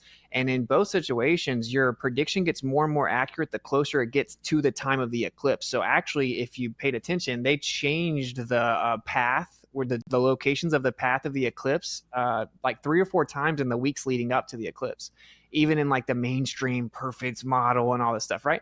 Because it isn't about the model, it's about the sun and moon. They have a cycle that there's an eclipse cycle that we can narrow down over the course of thousands of years. And so, yeah, all of that can, like exactly when the eclipse will be, all of that is exactly the same, regardless of if you think the Earth's a globe or flat, or whether if you think it's moving or it's not moving. Uses specific observational pieces of data that aren't exclusive to either one of them. So it's a misnomer. Everyone can go to the ADL.place and you can see it all mapped out and predicted. So is that Well, that's quite a claim. Let me just do a real quick follow-up. That's quite a claim, and I'd love to be able to look that up like I did definitions, because if they really did change, because I think a globe argument is their predictive ability. Like, it does appear that they have this model that can make accurate predictions over time. And I had no idea. I can't verify this right now. If anyone can, did they actually change the eclipse stuff over the weeks? I can't validate or not validate. Anyway, go ahead, Pastor. I'm sorry. Well, they definitely update things within minutes. They say like, oh, we can predict things within 5 minutes or so. And then as we get closer and closer, they can narrow it down all the way to seconds. So there is a little bit of a shift, but they knew the specific date and around the approximate time way long ago. In fact, there are charts that can show you specific solar eclipses are going to happen decades from now. Not just like the next 10 minutes or 2 weeks. They can tell you exactly. But from Austin's viewpoint, I mean, is NASA using y'all's flat Earth model to make these predictions, and or are they right and they're using, I mean, are they just faking it? They're just making up this heliocentric model for these predictions? Like, I'm just kind of curious how they're coming to these conclusions, because you say all these things are faked by them and they're lying about all this stuff, but they are making accurate predictions about these eclipses. And it wasn't even NASA. It's not like NASA's the first one to predict these eclipses. These eclipses were predicted in the 1600s, 1700s, 1800s. I mean, we've already known these cycles and these patterns, and they're not subscribing to a flat Earth model specifically. So I want to know, are the people that are making these predictions, are they using your flat Earth model, a geocentric model, or are they using the heliocentric model? Yeah, they literally use the geocentric model. So they use what's called an Earth-centered, Earth-fixed coordinate system because the observations happen from the Earth. And no, they weren't just done in 1600s. Like I said, they were done in 2500 BC by the Chaldeans. It's called the Saros cycle. And they were a flat Earth geocentric civilization. It isn't exclusive to either one. They've reverse engineered the globe from what we see in the sky. But like I said, the predictions aren't exclusive to any belief. And also, just to make sure you guys know what I'm saying, the date is pretty well known. To get to more narrow of exactly when in that day it'll happen, you have to get closer to the actual time because of the periodicity of the sun and the moon over time. I'm talking about they changed the location. So like the path of totality, they were actually narrowing it down and moving it over by a few miles over leading up to that moment. And this was just well known and accepted in like mainstream articles. You could look it up. Now, it wasn't like hundreds of miles. But my point is just this idea is that if there's a specific sphere with a specific size and we know where everything is and we're going to be able to tell you where the eclipse is, that isn't how it works. The eclipse is based on the periodicity of the sun and the moon. It's been mapped out since 2500 BC. It doesn't have anything to do with the Earth being a globe. And in fact, they use a geocentric coordinate system at NASA with the Saros cycle. And actually, the guy that does eclipses for NASA for like 20 years is on the record explaining that they have to use a geocentric coordinate system. They do the same thing with their satellites as well, side note. So, can I clarify? Ironically, the answer to your question is yes. Yep. So do you think the ECEF is accurate? Well, no, because typically the ECF is using a sphere, right? Exactly. So I don't believe in a sphere, but the sphere isn't really required. But the point is that even in the current model, there's a kinematic and dynamic equivalence, which is just a fancy way of saying either the Earth can be stationary in the middle and we can see everything the way we do, or it can be moving and we see everything the way we do. They use the ECF because it's the most convenient. And I would say, yeah, it's more accurate because the Earth is in the center. I wouldn't believe in the sphere part, of course, but. So if you look up the ECI or the ECEF on Wikipedia and you just read what they claim about it, specifically in the ECI article, it'll say that ECF is fixed in respect to the Earth's surface and its rotation, and then rotates with respect to the stars. And specifically, the ECF model is using the coordinates of a sphere to calculate these specific items. So I think it's crazy to me for you to appeal to the ECF, which is using a sphere as its mathematical calculation, and then claiming that somehow that it would be a flat Earth. I mean, that doesn't even jive. If they're making these models based on a sphere and they're accurate, I still don't see from your viewpoint or your worldview how they are coming up with these accurate models. It seems like you're cherry picking. I didn't the straw say man? that it was. You asked me if they use a geocentric model. I said, yes, actually they do. And in fact, they use a Saros cycle. It doesn't matter if you think there's a sphere or not. It came from a flat Earth civilization. I answered your question. I didn't say that was evidence that it's flat. I said that it's a geocentric model. But to answer your question succinctly, you can do it either on a plane or a globe. It's just what's called a transform. So it's just a projection. It's a transform, and it would be an ellipse over top of a plane, or you would have the circles in different directions around a globe. Okay, so you can transform that just like you can transform satellite trajectories, and then you just have all of basically the flower of life over top of a plane. So what a coincidence, a geocentric plane would have all the planets moving in perfect, flower of life trajectories. Same for the sun and the moon. So like I said, this is not exclusive evidence either way. Yeah, again, I don't. Okay. Oh, go ahead.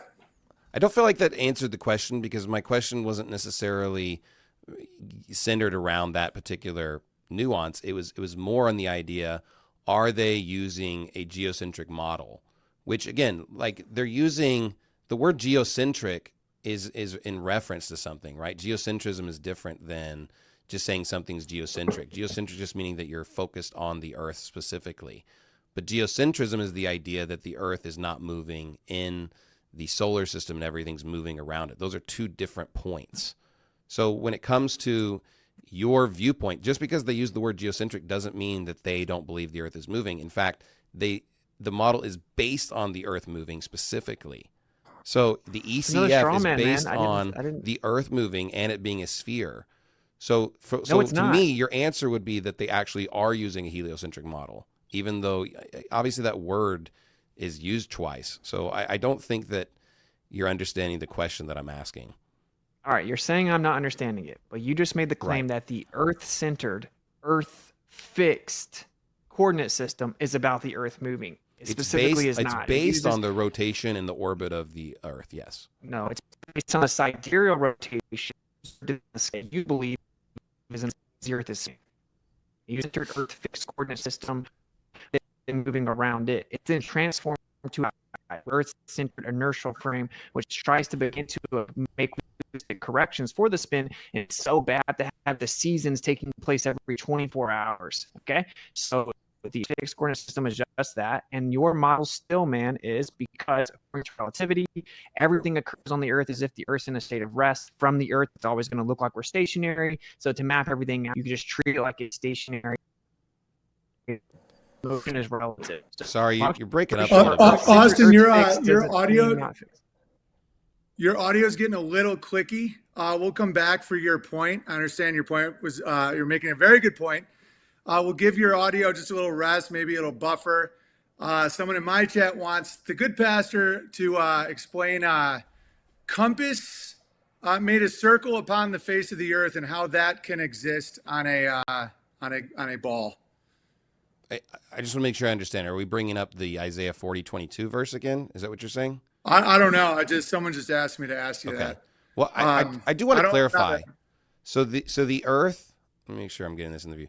The Earth-centered, Earth-fixed model is specifically saying when there's a star that's out here in the distant light, even though the Earth is spinning, that starlight traveling towards the Earth doesn't change, and so they calculate where on the sphere that specific point would be hitting our sphere, even though the Earth is continually spinning. But that model is specifically based on the rotation of the Earth. So it's silly to me to then make some kind of a geocentric argument or geocentrism argument. When it comes to the circle of the Earth, I believe that means sphere. But even if you took it as a literal circle, the outward crust of the Earth would be a circle. And of course, God doesn't sit in a two-dimensional world. He sits in a three-dimensional world. And I have a few pictures if we want to show them on the screen real quick, but there's a lot of Bibles that literally have Jesus Christ sitting on the sphere of the earth from the 13th, 14th, 15th, 16th, 17th century. We could show, I think they're around the images 55 and plus, but if you want to show any of those images, you can show all kinds of measurements where he's measuring the sphere with a compass specifically. I think there's one that actually even shows him sitting. Yeah, go to image 80 or 62. Image 62. Yeah, here's him literally sitting on a sphere. And again, some of these are, obviously kind of symbolic or metaphoric in a sense, but at the same time, they are believing that the earth was a sphere. In Genesis chapter number 1, it shows the compass, which is a reference to Proverbs chapter number 8 specifically. And so, to say that Christians have like historically believed in the flat earth would be gaslighting, because there's plenty of evidence to suggest that Christians for the last several hundred years have all recognized the spherical earth. They drew pictures of it. So you're making a claim that all Christians have recognized the spherical earth for like centuries now. That's Not all. actually more of a No, gaslight. I wouldn't say all, because Yeah. right now there's Christians that don't. I'm just saying that. Right, and exactly. I'm just saying that Christianity in large, there's lots of evidences and proofs of Christians believing in a spherical earth throughout history. So why did they arrest Galileo for the? Is Witzett's mic still using? Is it working? Are you back? I'll pass it over to you as Sorry. soon as you're back. I can't hear you. Yeah, no audio. Oh, no worries. Because the reference that appeal to consensus is what you're doing. I didn't do it. I'm trying to be a nice person. But the whole everybody agrees with me, all of Christianity agree. I mean, that's not. Well, just because someone believed it was a sphere doesn't mean it's true. I'm not trying to say that. Exactly. That's not my argument. And historically, the Catholic Church, which arrested and punished people for claiming it was not a geocentric Earth. Like according to mainstream, none of us can know if Galileo even existed. I totally get that. But, to make the claim that Christianity has always backed the globe heliocentric isn't really an argument. I mean, I get it. I think flat earthers can be annoying, and you don't know God unless you're a flat earther, and everyone's always been a flat earther. I get it, bro. I'm totally with you on that. But that argument, there is it's not really provable. Can you hear me now? Yeah, we can hear you. Yeah. Word. By the way, just to clarify, I said the prophets. You made a couple big points. One is the observations require a ball because the movement of the stars, when the light comes down, it's because of the spinning of the ball. Okay, you can address that and also address the historical nature of Christians all believing in the heliocentric model. Go ahead. Yeah. So to clarify, I said the prophets and the authors of the scriptures adhered to Hebrew cosmology. That's a fact, right? So to invoke like 1600 interpretation, of course, the globe had started to, take over parts of the earth, actually, not all of it. But so that's all I was saying, is that the actual authors of the scriptures adhered to Hebrew cosmology, and that's pretty undeniable and actually not even disputed in the academic world at all. As for, I did kind of address what you followed up and said, and that what you're talking about is called sidereal rotation, and that's the stars rotating. And in your model, that the stars look like they're rotating around us, but it's just an illusion because we're rotating, making it look like they're moving. Okay, so they're just using sidereal rotation, and the ECF actually treats it like the stars are actually moving and that the Earth is fixed. That's why it's called Earth-centered, Earth fixed. If the Earth's in the center of the universe in any model, it can't be moving because everything's moving in relation to it. The stillman for your model is we just do that because it's simpler, it's easier, it's what it looks like for us on the Earth anyway. So we use that coordinate system. So just to clarify that there is nothing exclusive to the Earth spinning, and again, nothing exclusive to it being a ball. You can transform that over to a plane. It's just called a transform, and it would be ellipses over a plane, and it's a projection. So pretty simple stuff. So do the stars move in the sky? Great. What'd you say? Do we observe Do stars, the stars moving move in the sky? Yeah, we see the stars move in the sky. Yeah, and you think that we don't. So then your explanation of the Earth-centered, Earth fixed would make no sense, because the Earth-centered, Earth fixed is saying that it's in the exact same position all the time, which makes sense if the Earth is actually rotating. So we see the movement, but they're saying it's fixed on a specific point of the sphere. So there's a specific point of the sphere that starlight is hitting all the time, but even though the Earth is rotating, so we see movement, but it's hitting the sun, it's hitting the Earth at the exact same point. That's why you have an Earth center, Earth fixed model. You don't even understand what the model is explaining. So it's you're super projecting, clear. Man. I'm not projecting. I'm just saying that's the point. Sorry, I just don't even know what you're. I mean, this is. I want to be nice here, but in your own model, I feel like this is all going great. I feel like this is all going great. I'm loving the lack of ad hominem. It's creeping up a little bit. What do you say we do 5-minute closing statements? We talk about if we learned anything. Do you guys want me to take questions from the chat, your Rumble chat, or We can take 'cause I some feel questions. like this is okay. So in the Rumble chat, I will check out the questions in between, cortisol chasing, and let's do 3 minutes. Let's do 3 minute. You guys each do a 3-minute closing statement. If any aspect of the other person's argument changed your opinion, because I think that's always good. We're always learning here in the world. And I also just personally want to say I think everyone did great. Much love to your mother. I was just trying to make a point. I have nothing against your mom, obviously.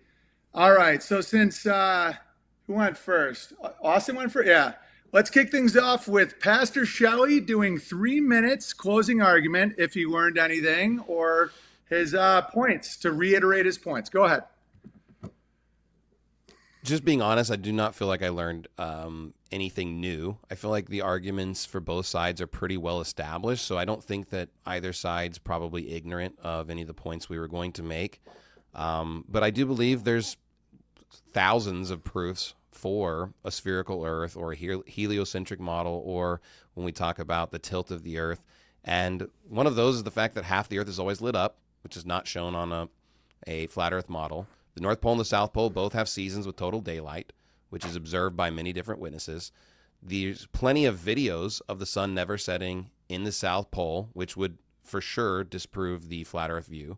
There's an abundance of just witnesses in general of the spherical Earth when we talk about all the astronauts and the space programs and all the individuals involved with our specific viewpoint. There are literal videos and live streams from the ISS 24/7, where you can literally just watch the spherical Earth 24/7, live streams all the time. I guess they'd have to be faking all of that, which is thousands of hours of footage. The Earth's shadow on the moon is super clear. You can see this from different vantage points in different areas, and we can see the shape of the spherical Earth through the shadow on the moon from those eclipses. The predictions of the solar and lunar models also are compatible with the heliocentric model. The experiments from Eratosthenes can still be done today and could still get the exact same calculations of the circumference of the Earth. And if he did believe that the Earth was spherical and moving, that would just be proof that people already believed that at that time as well. You can sail across the sea. NASA has plenty of photos. You can go online right now and find non-fisheye lenses views of the spherical Earth. I could show you the images in the stream today. There's videos from other space programs, whether it be Dude Perfect, Red Bull, even SpaceX has plenty of other images and pictures of the spherical Earth. The seasons don't make sense on a flat Earth model. They only make sense on the tilted orbital model. When we talk about the path of the sun, we see it going up and down, which is the Bible describes. It doesn't get further away and come closer. Additionally, the Bible was literally sent to the moon. So the King James Bible is actually sent to the moon. And in Apollo 8 mission, they actually read Genesis 1 as soon as they went up into space, which I find really fascinating. Leap years are also another evidence of the fact of the heliocentric model. Construction of large bridges, the tops are actually further away than the bottoms. Stars are upside down. There's races around Antarctica. The Bible is compatible with these views, and I believe it's really just someone denying a lot of clear evidences when they have a flat Earth view. I think that there's plenty of evidences out there, and I wish that people would appeal to true science and what the Bible says. Great. And we're also going to take questions in the chat. And, let's pivot a little bit. I have people text me saying they're loving this and we should go a little longer. So before we do Austin's closing and we take a couple more questions, there's one in the chat from Dread Matt.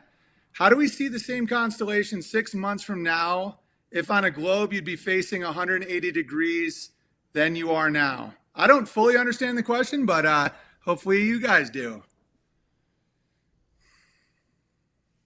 You want me to go to the next one? Do you guys get that one? I think Austin's got to give his closing, right? We give him opportunity to give closing statement. So let's do that. So Austin, we'll give you 3 minutes, do a nice closing, and then we'll do a little more back and forth, some questions.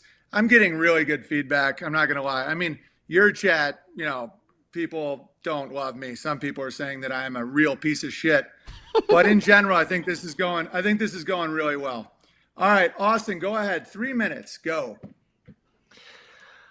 So I'm actually going to run through some of the stuff you just said because respectfully, what always happens is someone can go Google ways we know the Earth is not flat, and then they'll just kind of repeat these arguments. But what happens is if you look further into each one of them, similar to the JQ, you'll find out that, well, when you get more evidence, you understand more things. So the ISS is not 24/7. It cuts off all the time. We've caught them faking tons of things. You brought up other space agencies. I actually just saw a video today of the China Space Agency showing the Earth, and it was completely flat horizon. Completely flat. So now all of a sudden, I'm guessing we'll throw China out or it won't count. Felix Baumgartner showed the curve of the Earth he wasn't anywhere close to space. He was only like 180,000 feet up. You wouldn't see the curvature of the Earth in your model from there anyway. Admittedly, it was literally a GoPro sponsorship.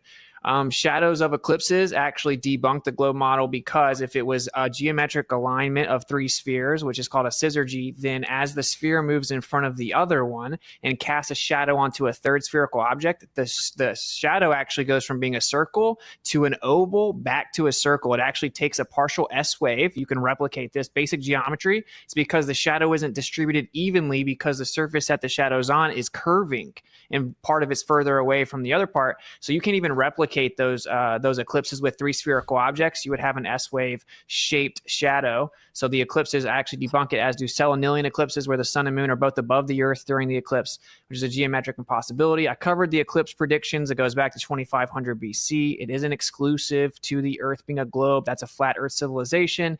We, again, go to adl.place. You can see everything mapped out.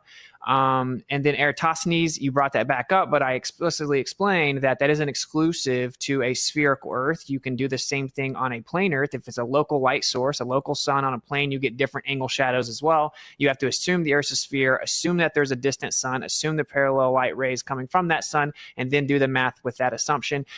Dude Perfect, whenever they supposedly sent these private trips up to space, one of the passengers came back and said, I thought we were going to be high enough to really see like the Earth and everything, but we obviously weren't. And it's a glorified vomit comet. Basically, they float for like a couple minutes. I can go do that in a plane. Nothing special about that. And actually, the Bible says the sun goes in and out is actually what it says. And so I think I have about 30 seconds. Yeah. So I'll just finish by saying this. I know this sounds crazy, and I get it, but I can assure you that the people that say that the Earth is flat, it wasn't because they wanted to. They fought it. It was uncomfortable. No one wants to publicly state it. Just diligently search out the truth. I have no beef with you if you don't think it, but just go look for the evidence. You may be surprised. And we can't just blindly hand our worldview over to people that hate us. So I encourage everyone to look a little further. You may be surprised. Okay, so chat, I will take your questions, and Pastor Shelley, you've earned it. Let's take off the ad hominem cuffs. If you want to talk a little shit, let's do it. Because that was extremely enjoyable. Chat, ask direct questions. Don't get me wrong. This framed as a question might. So Owen moderates about as well as he denies being a homosexual. You see, that's not a question. And I know some of you guys are like, he won't address the chat. Why is Owen so gay? Again, we're doing a flat Earth debate. And so if you have a question for Pastor Shelley, I'm sorry if I said Anderson. I'm literally retarded. I've been up since like 5 a.m. If you have a direct question, just put it in the chat and ask a question. This debate is not about me and whether or not I'm secretly a gay. Here we go. North Pole is the center. So if anyone has any questions. So you're saying it's possible. What? That it's a globe, or that I'm secretly a homo? That I'm secretly a homo? Not possible. But I do understand why sometimes people think that. I'm really good at the piano, and, sometimes I dress very oddly. All right. What do we got here? Owen, please have Austin explain Genesis 1:20 and the face of the firmament translated as in the open firmament in the KJV. Austin, go ahead. Yeah, like I said, the KJV is consistently translated with, certain biases. If you go look at the actual Hebrew, it says like upon the face of the firmament. That's what it says. You can go look it up, and you can just use Bible Hub for that, right? Bible Hub, go look it up. So yeah, basically it's saying that you see the birds upon the face of what's up above it, the firmament. So if properly translated, it is not what it says in KJV. And perfectly comports with the rest of the description, which is that there's a physical container over the earth called the firmament. Is there a Bible you Pastor, appeal would to? you like to respond? And bear in mind, ad hominem's open now, so don't be afraid. Yeah, is there a Bible version you would say this is accurate? I read what's called the Scriptures version, but I don't think, I think men are fallible, right? I also don't think you have to get everything perfectly right or the Creator hates you. But I use stuff like Bible Hub. I think it's very convenient. We have the internet. You can go look at the original languages, see all the different translations. I think that the Greek Septuagint is much more reliable. It seems like some Jewish people got a hold of things and changed it. And anyway, no, I wouldn't say there's a infallible translation in English. No, certainly not. Do you speak Hebrew or Greek? No, but that's Well, before we get into that, Pastor Sally, we have a really good question here. If Owen is not a queer, why does he act and dress like one? Can anyone answer that? That is a good question. Well, all right. Does anyone know if the it's cover pretty good, making babies as a cover, I guess. I just think it's so funny that people are like, so if you're not a homo, then what's up with? All right. Does anyone know if it's a sin to listen to flat earth nonsense? I'm pretty sure this falls under thoughts of foolishness. Pastor Shelley, is it a sin to listen to flat earth nonsense? Well, the Bible says the thought of foolishness is a sin, so any stupid thought would be a sin. And if the earth is a sphere, which is my position, then believing it's not would be stupid. It would be idiotic, and I've preached that many times over because I don't want people to subscribe to things that are stupid. The Bible says the simple believeth every word, and I don't want people to believe stupid things. I don't want people to discredit the Bible or Christianity or conspiracy theories. And I feel like this specific movement denies a lot of reality, and so it is stupid. I feel like a lot of people that are flat earthers usually smoke pot and do a lot of hallucinogenic drugs, and it's probably just a result of that. Okay, Citizen Lens with a super chat. I will put those above the other ones because that means you're contributing a little bit to the pastor's flock. Does Shelley believe the pictures of the dark side of the moon are real? Why is the Earth so much larger in frame compared to the moon than the Earth photoed from the surface of the moon itself? Yeah, I know what they're bringing up. So specifically, there's a picture from, I believe, Apollo 8 mission where it's simply got that iconic half Earth view, and then it's just kind of showing the little bit of the surface of the moon. And then they have a really scaled out framed view where they show like a much larger Earth and moon. But again, that's just simply perspective because the moon got a lot bigger as well in that particular frame. So it's really, there's no problem whatsoever. They're just not understanding perspective or where the picture was taken from. Obviously, if you take a more zoomed out view, the Earth is going to get larger. Okay. Owen, please have focus. Pastor Shelley answer how the Earth can be orbiting the sun if the Earth was made day 1 and the sun day 4. Joshua, sun stopped. Isaiah, sun moved backwards. Why do you think the prophets of the Bible did not say the earth moved, and they said the sun moved? And how did the earth revolve around something that hadn't been created yet? What say you? I would say the first question that the Earth was not orbiting the sun before it was created. So I don't believe that it would have been, obviously. And then secondly, he's bringing up in Joshua where the sun and the moon stood still. Specifically, it says that the moon was in the valley of Ajalon. And I, of course, would have subscribed this as being a miracle.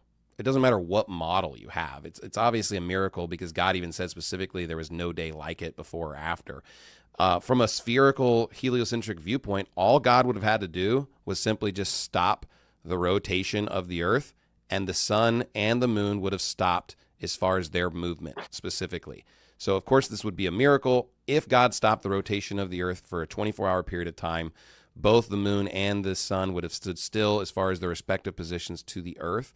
So there's no problem with that, except for obviously it's a miracle. There's no way to describe this as a natural phenomenon. But why do you think they didn't say that?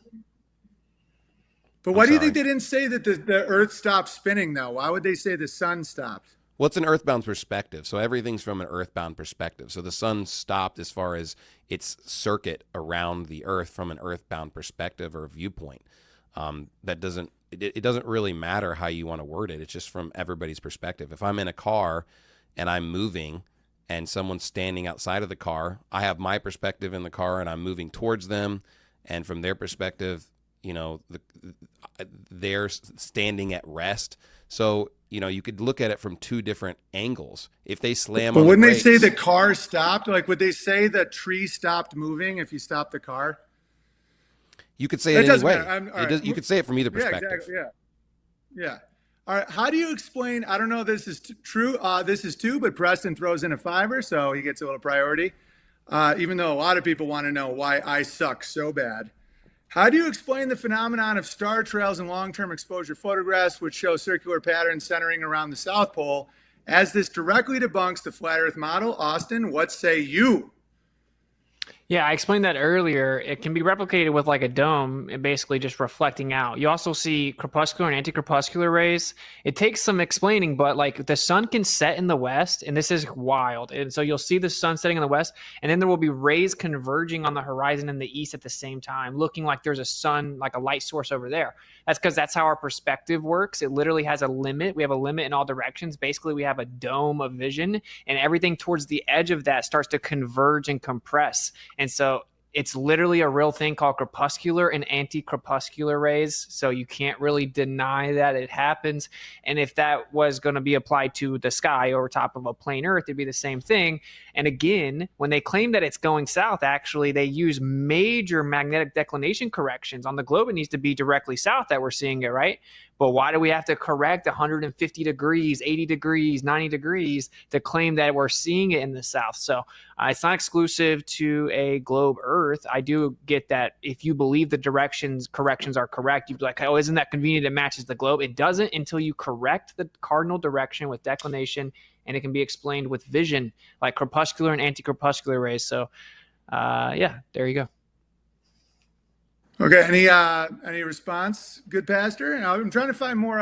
Yeah, that was more good really questions. stupid. And of course, the Earth is orbiting the sun, and so that's why you have to make certain adjustments to when you look at these things. But like the commenter said, obviously, the view of these stars in the South Pole totally disproves the flat Earth.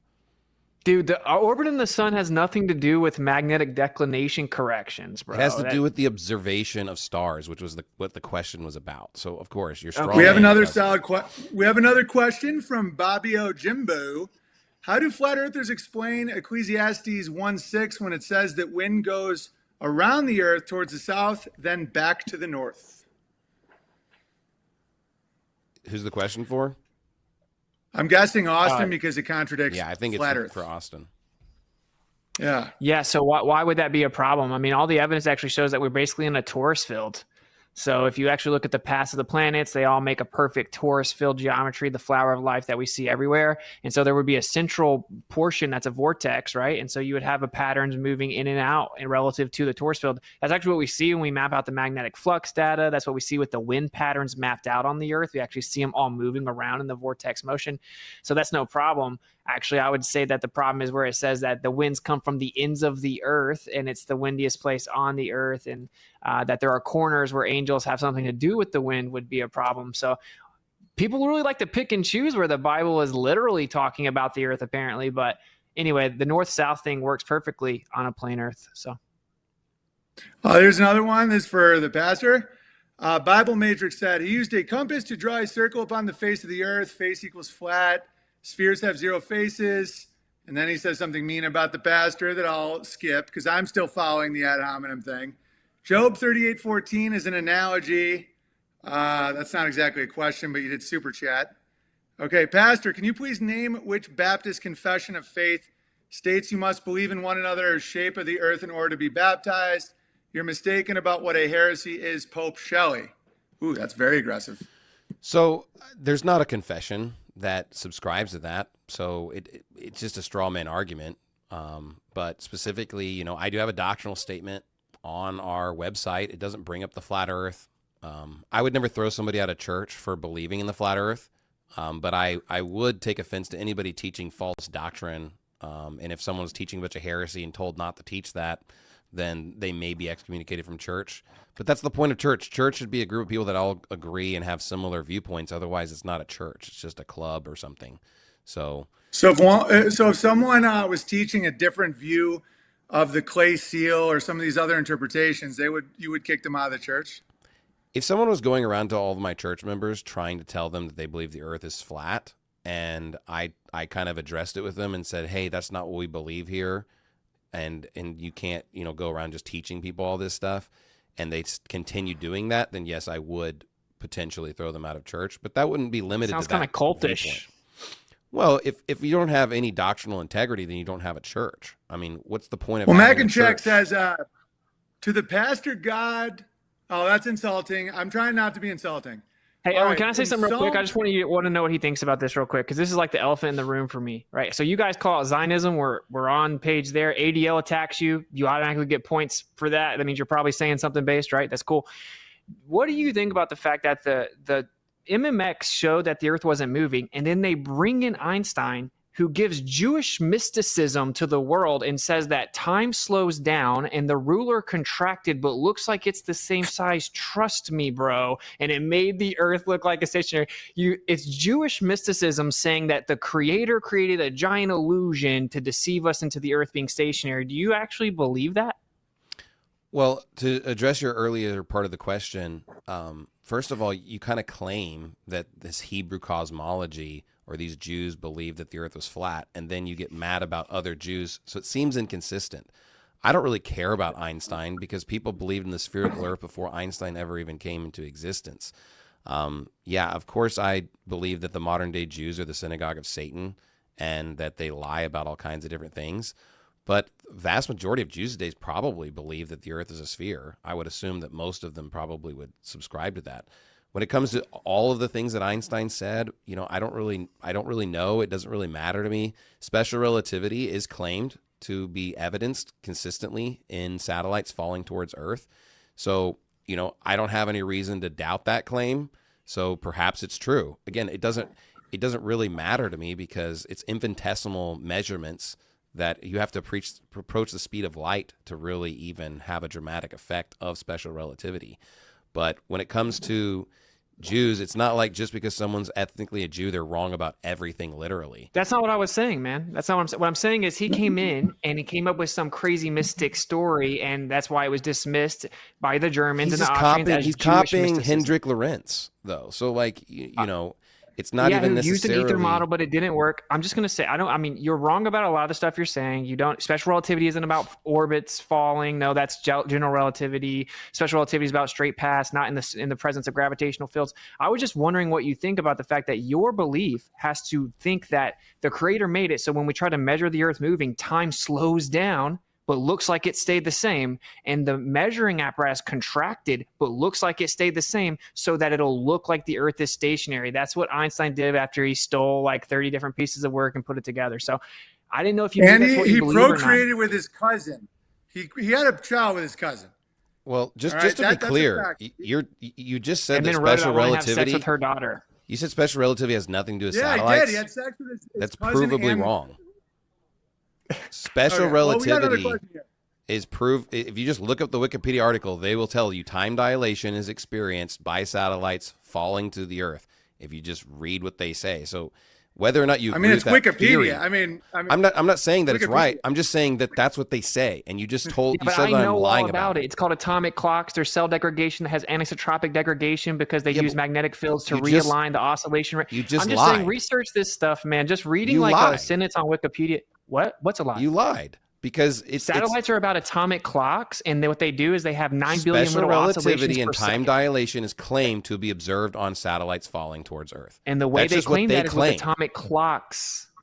Okay, so when you actually go research it, the first test that was supposedly going to verify it showed that it didn't match relativity's prediction, and it changed in both directions, both east and west, and they still don't have an answer for that, and they make relativistic transform corrections for it. So just reading a sentence off Wikipedia doesn't tell you the truth of the subject. I've been forced to get all nerdy and research a million things because of stuff like that. what the story you're saying isn't true. So now I have to go read all the history and say it all the time. It's really lame. I was just anyway. pointing out what they claim. That's all that's the only point I was making. And you basically said that what Wikipedia is saying isn't really on Wikipedia or something. It's just bizarre. All right, it's all good. No, It's I all was just good. saying that Wikipedia isn't a valid. You're not allowed to use Wikipedia in school. All right, Mac and Jack 33 says, to the pastor, God states explicitly in Psalm 93:1, the earth cannot be moved. Yet you say we're flying 1,000,000 miles per hour through space. Did God not know his own creation worked until man corrected him? That's a question about Psalm 93:1. Again, these are not my personal opinions. I don't even understand what's happening. Yeah. No, go ahead, Pastor. that's great. So this is on that chart specifically that we brought up, Psalm 93, verse 1. And it says in the King James, the Lord reigneth, he is clothed with majesty, the Lord is clothed with strength, wherewith he hath girded himself. The world also established that it cannot be moved. So in Psalm 93, verse 1, it says the world. And another one of, if you pull up that chart, if you see the very next psalm that they have in reference is Psalm 96, verse 10. And Psalm 96, verse 10 clarifies this because it says, say among the heathen that the Lord reigneth, the world also shall be established that it shall not be moved. He shall judge the people righteously. And if you skip down to verse 13, it says, before the Lord, for he cometh to judge the earth. He shall judge the world with righteousness and the people with his truth. So, of course, when the Bible says, for God so loved the world, it's not talking about the planet. It's talking about the people. So many times these references are very clearly talking about the people of the earth, the people of the world, or just people in general. And it clarifies in the Psalm specifically. So, yes, I do believe this. And the Bible talks about the world fearing, the earth fearing. That's not talking about the planet fearing. That's talking about these people specifically. So people are just taking the wrong interpretation of these particular verses and then claiming that I'm somehow ignorant of them. But if you actually compare scripture with scripture and you look at it, it's just talking about the people. There's no problem here. And specifically the earth, it moving, there's plenty of verses that literally say that the earth is moving. There are verses that literally say the earth moved exceedingly. So these people are cherry picking verses. And when we actually look up other references, the Bible talks about it moving. Like earthquakes, though? Is it like earthquakes they're moving, or is it like spinning? Both. Well, it's not talking about it spinning. I wouldn't say that there's a verse that I could point to that says that specifically. But I'm just saying they're cherry picking verses that claim it never moves in any capacity, whereas the Bible does bring up the fact that the earth moves. And when there's the great white throne judgment, the Bible says that the heaven and the earth fly away. So, there's plenty of evidence from its previous stationary place, bro. Well, again, I'm not going to sit here and say that the All right, let's move on. We got more. Real Rife Technology. This is big. Austin, the LGBT supports a globe earth model. In your opinion, does that make Pastor Shelley a gay?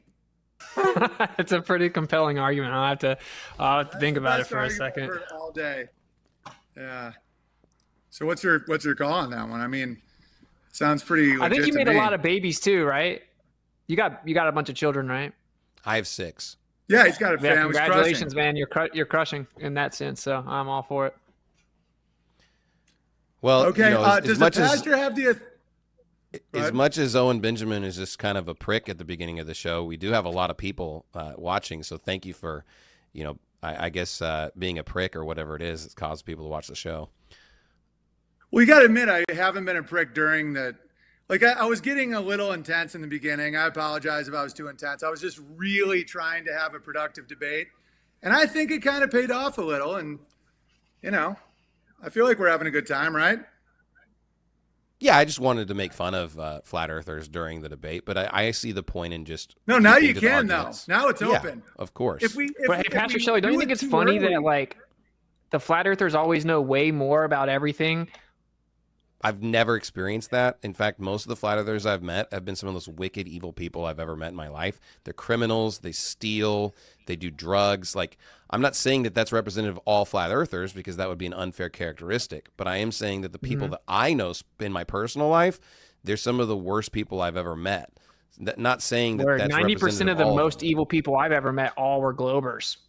Sure. I mean, That wasn't my point. I said that the flat earthers are way more informed. Can you admit that we research way more of this stuff? And isn't it interesting that there's one side that researched a lot of it and then didn't want to let go of the globe and get made fun of, and they kind of had to do so once they really researched. And then the other side just assumes that they're stupid, mocks them, ridicules them, but doesn't look into it. Don't you think that's a weird dynamic?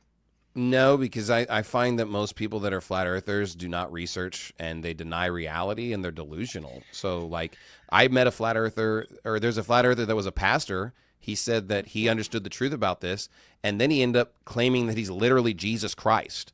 And his name's Tyler Doka. You can go look at his website right now. He literally claims he's Jesus Christ. So I've not found that these flat earthers research well, understand reality or the world we live in. I think that it's a strong delusion and a punishment for being gullible. Okay, everyone should watch The Principle and learn about what's going on. That's all I'm saying. All right. Headstrong says, does the pastor have the authority to deem things outside the confession of faith heretical? What about deeming things within the confession of faith heretical? Well, again, I believe in a pastor-led church, so I do believe that the pastor has authority. Otherwise, the title's meaningless. That doesn't mean that the church isn't going to hold the pastor accountable for his viewpoints or their agreed upon creed or confession. I mean, generally speaking, my church subscribes to and agrees with my doctrinal statement. Otherwise, they wouldn't be there. And if I stepped outside of that, if I actually had Austin's view on the Bible, they would throw me out literally, because I don't adhere to the King James Bible or the Word of God or the inspiration of Scripture. So, you know, it's not like it's just my personal opinion that people are adhering to. We all have an agreed upon viewpoint. That's what a church is. It's not people of certain ethnicity or 5 minutes away from their house. It's people that all have the exact same worldview and opinion of Scripture, and we have a core doctrinal statement that we all subscribe to. So, you know, it's just a bunch of straw men to assume like, oh, whatever Pastor Shelley's opinion is, people are going to do that. If I changed my viewpoint, if I became a flat earther or said that, I'm sure half my church would leave immediately, if not most all of it. If I deny the King James Bible. So you definitely don't have any emotional bias in this at all. Well, that would be silly to say that I don't hold unpopular opinions. I mean, I've said lots. I preached against flat earth and lost people from my church, and I've specifically preached plenty of things that cause protests, lawsuits. We've been evicted. I'm probably the most canceled person that I even know. I'm on a credit card blacklist. Yeah, flat earth would just be one step too far. Don't you agree? Like it's I don't different. care. I would preach flat earth if it was true. I don't really care. Right, I have cool, no brother. personal. I'm going to give Pastor Shelley a little props. I'm going to give Pastor Shelley a little props from my perspective. He does seem to believe it. It doesn't seem like he's lying. And I do understand people that don't want to like bicker a ton in church. Like our homeschool group just doesn't debate a ton of stuff. And I love that. So I'm not just going to immediately say that there's something wrong with that. I'm just, I agree with that. But you're pretty aggressive against flat earthers. That's the difference, right? Like just saying, oh, let's not talk about it's a little different. Well, I'm talking about it. I agree with the general sentiment. What? I'm talking about it right now.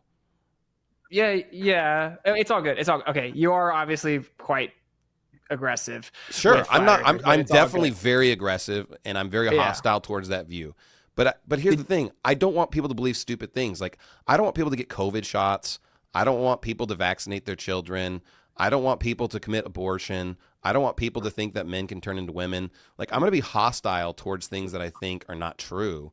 Yeah, you believe that, but this is what I think the same thing. You believe that everything in the world is backwards, that the creator made this place to trick you where everything's the opposite of what we experience. And then you probably don't even know, right, that mainstream astronomy and astrophysicists will tell you that the earth could be in the center of the universe and there's a kinematic and dynamic equivalence and you can never disprove it. We just don't like that idea of being special. And I could quote every mainstream, most famous physicist ever knows that, but the general public doesn't know that. Right? You don't know that. You probably think that's not true. I must be wrong.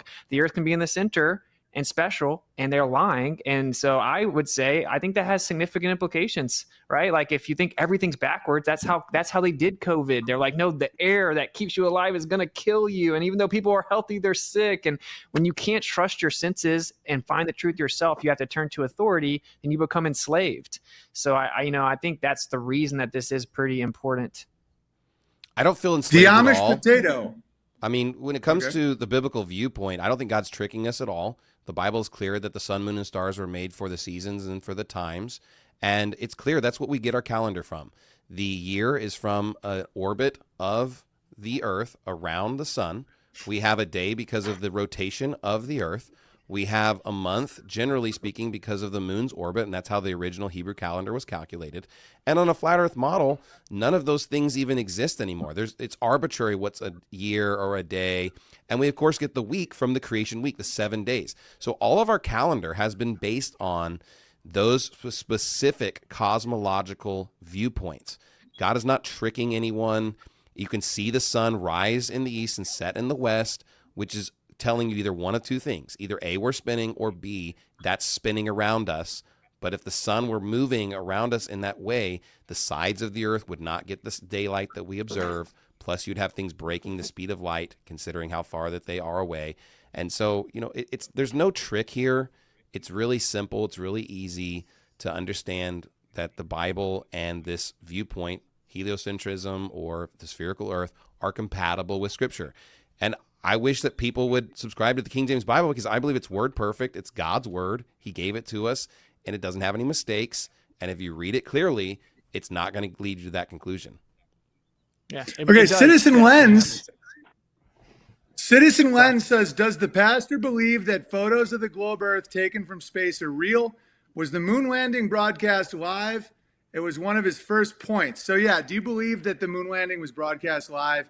And do you believe in the photos taken by NASA from space?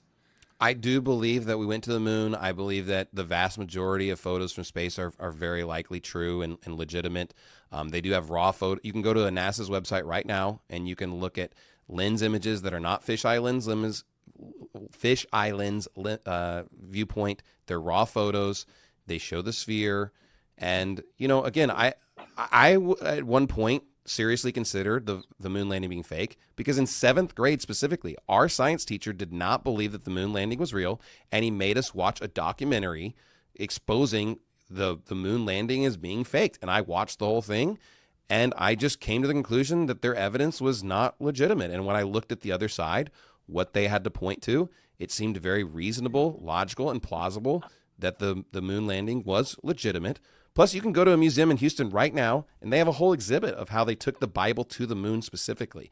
And the astronauts most of them were Christians, a lot of them were Christians, and they wanted to bring the Bible onto the moon. And they specifically even read the Bible on live broadcast. The Apollo 8 read Genesis chapter number 1 when they were in orbit and when they could see the Earth from their viewpoint. So, I believe that all of that is legitimate and true. We could listen to the audio broadcast right now. This just got way Okay, worse, Preston. man. This got way worse. You believe in the moon landing, bro? Like, come on, bro. You can debunk Preston, the moon landing do you even by believe the in the speed of moon? light. What? Do you even believe in the moon? Like, what Okay, is the moon? I want to know who I believe Okay. in. Is I believe in the people that are asking questions. Okay, here we go. Fair enough, yeah. Preston Taylor 1611 says, flat earth is so stupid it causes people with brains to reject the gospel because they think the Bible teaches flat earth, and it does not.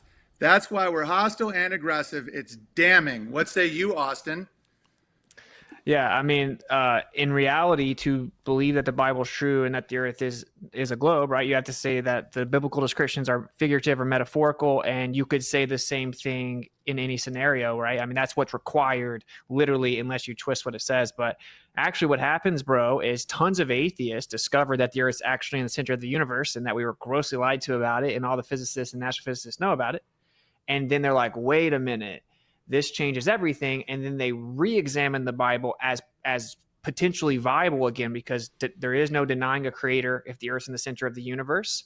And then they're like, wait, the scriptures are giving us a lot of descriptions, and now we discovered that the earth is not what we thought it was. It's brought way more people to the scriptures than it's turned away from the scriptures. That's a very wild argument. But anyway, that's my response.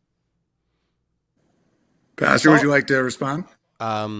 Yeah, again, I think that when I meet people that are flat earthers, they don't care about the Bible. They don't care about it being preserved. They don't go soul winning. They usually don't take church attendance very seriously. I'm dedicated to going to church, reading the Bible, memorizing it, studying it. I go out soul winning and try to evangelize people with the gospel. And most flat earthers, the only thing they want to ever talk about is the shape of the earth.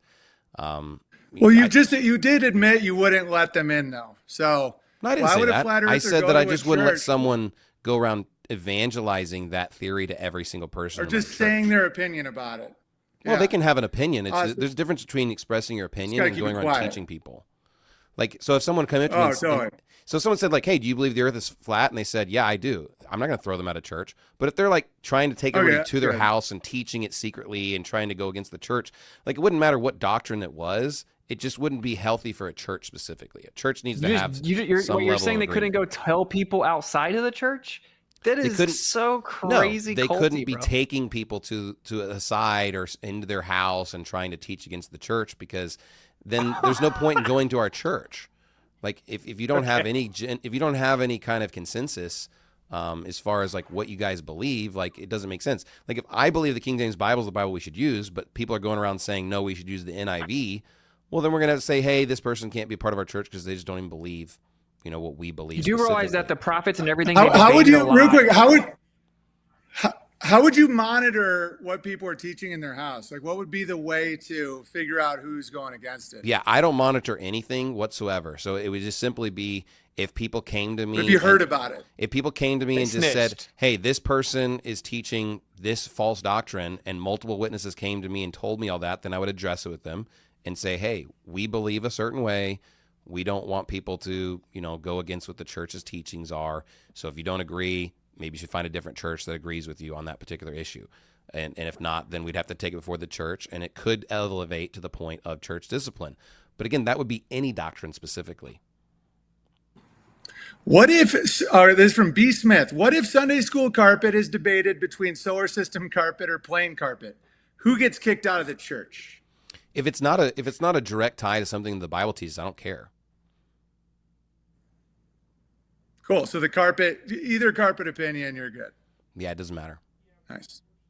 Okay. I saw some good someone else questions in asked- there. I really am trying to answer every single one, even the negative ones. Like I literally don't.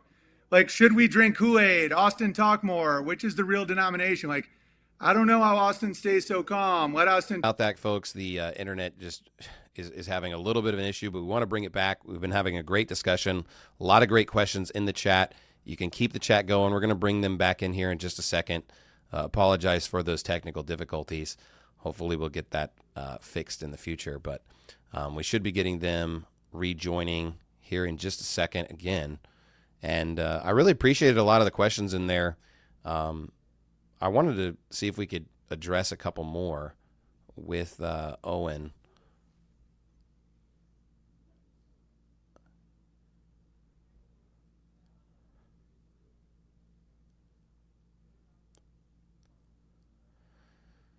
Someone said, I'm a NASA lover. Someone said, let Austin talk more. Someone said, a museum, LOL. Preston Taylor, we read that one. He read that one out loud.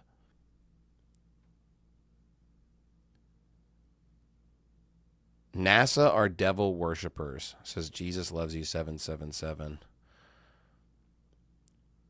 The moon is flat. It's a two-dimensional point of light in the firmament. It's small and local.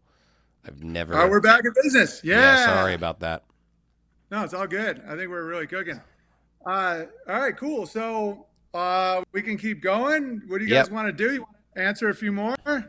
Yeah, I think All so. There were right. some good questions in there.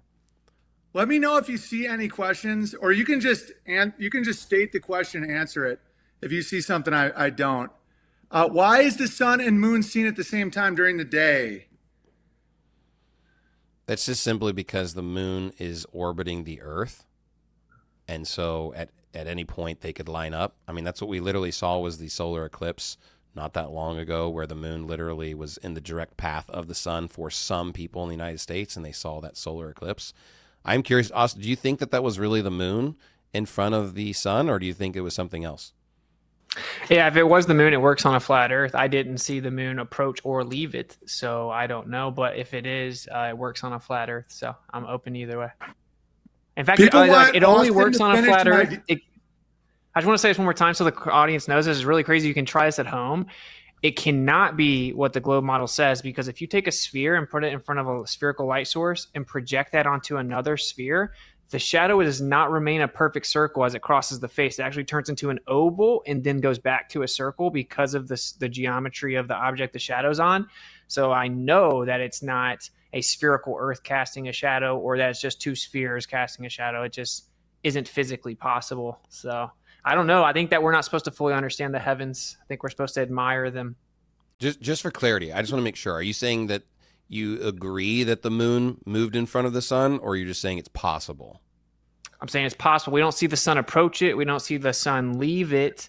So I'm not going to claim that. I mean, in your model, you just say, I promise the sun disappears because it's not being lit up or something. So Well, the I'm sun open either disappeared way, because like I I said. watched it disappear, and it was actually turned dark in the middle of the day. No, Like, the I moon. The experienced moon that. disappears as the new moon for like up to 3 days, 12 hours to 3 days. And you say it's because the sun's not lighting it up. And, I go more the Enoch explanation, right? That it's a cycle and it basically has a relationship with the sun that charges it. But I don't know. I'm So saying the if moon's it was charging? the moon, it worked.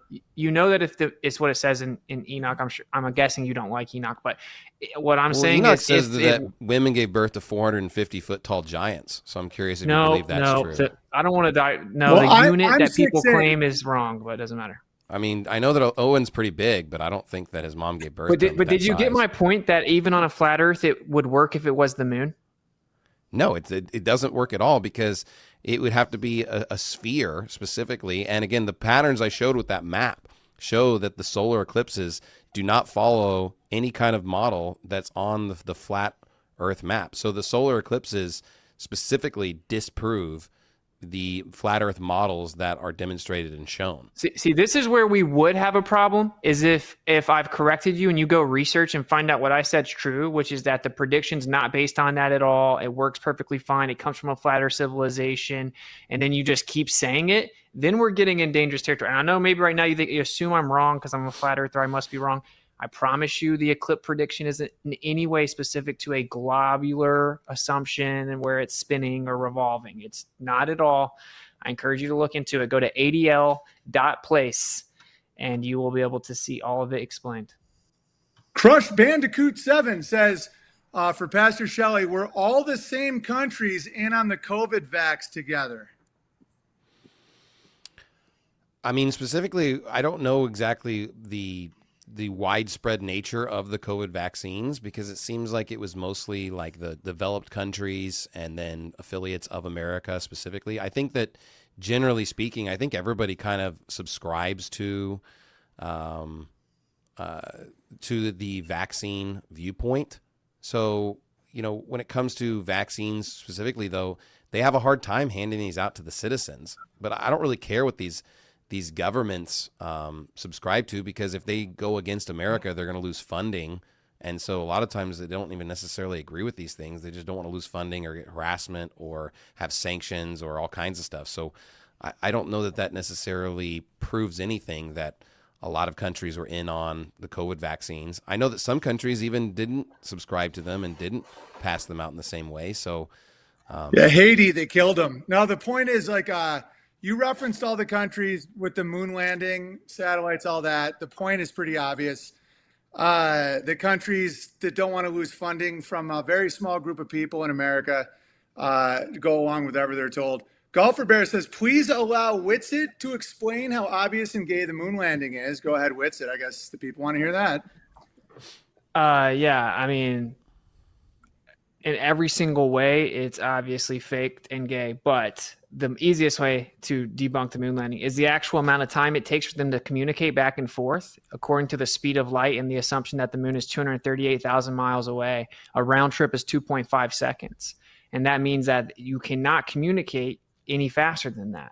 And both ways, they respond to each other under 2.5 seconds at times, being literally and physically impossible for them to have been actually on a moon 238,000 miles away, proving that it was fake. We've also have declassified documents to show that the CIA had what's called traveling map method in the mid 60s. They were highly interested in, which is basically green screen. So people say, oh, the technology didn't even exist. The CIA disagrees. They were very interested in how to fake films right before the moon landing, and they used infrared version of green screen But anyway, the communication directly falsifies it. Obviously, you can just talk about how stupid the moon landing is forever, from the tweaker hut they called the lander, to how fast they talked, to the shadows, to them hopping around, to them dropping things. I mean, it just goes on forever. But, to each their own. American Shinobi says, shout out to Owen, the moderator. Why, thank you. I could do a better job, but I'm trying as hard as I can. Okay, why can you never see stars in any official footage from space, whether it's the moon landing or current ISS live stream? I guess that's a question for Pastor Shelley. Well, if I just take my phone out right now and I just go take a picture of the sky, I probably won't see any stars in that particular photo either. So it's pretty obvious that sometimes, when you take certain photos, it doesn't have the contrast settings to necessarily capture all of that light. When I took a picture of the solar eclipse, it did not look like what it actually looked like in real life. Sometimes cameras are limited in how much light they're going to bring in. So, it's not really a problem whatsoever. I believe there is plenty of pictures of stars in the sky because we literally have them. So it's just kind of a straw man of just not understanding how lenses or photography even works. Do we have phones now that it can literally adjust exposure settings like multiple times to different levels in the same picture? You could just turn the camera away from a light source. There's no videos in space of stars. You know why? Because it'd be way too hard to fake that, because the constellations moving in relation to their path, we'd be able to catch them faking it. So if I show you a video, of stars in the sky, you're going to just say it's fake? Because there are. Show me them out in space with the video of stars, but we'll look at it and see if it lines up with where they claim they are. It doesn't exist, though. So there's no videos, or they're all fake? Because I want to understand. There are no videos outside of low Earth orbit even claim to be real with stars in the videos. Like none. So that's pretty sketchy, don't you think? Don't you think if you went to space in a vacuum, all you would see is stars? You'd be swimming in a sea of stars. The first thing you would do is give people like a 4K live stream of just the beautiful sea of stars. I could take this camera outside right now and just point toward the sky, and you probably wouldn't see anything. So it doesn't really matter. I mean, there's plenty of photographs of the stars. So, I just agree with your viewpoint. Earth. All right, brother. It's all good. Okay, well, we got some more here if anybody wants to keep going. What do we got here? This person has written this like 1,000 times. I don't understand it, but maybe someone does. Owen, please ask Pastor Shelley how there can be waters above the sun and stars, since they are above the firmament in Genesis and still exist in Psalm 148:4. These waters flooded earth in Noah's day. So again, this is a great question. I'm glad that we get to ask it, because the Bible talks about there's 3 heavens.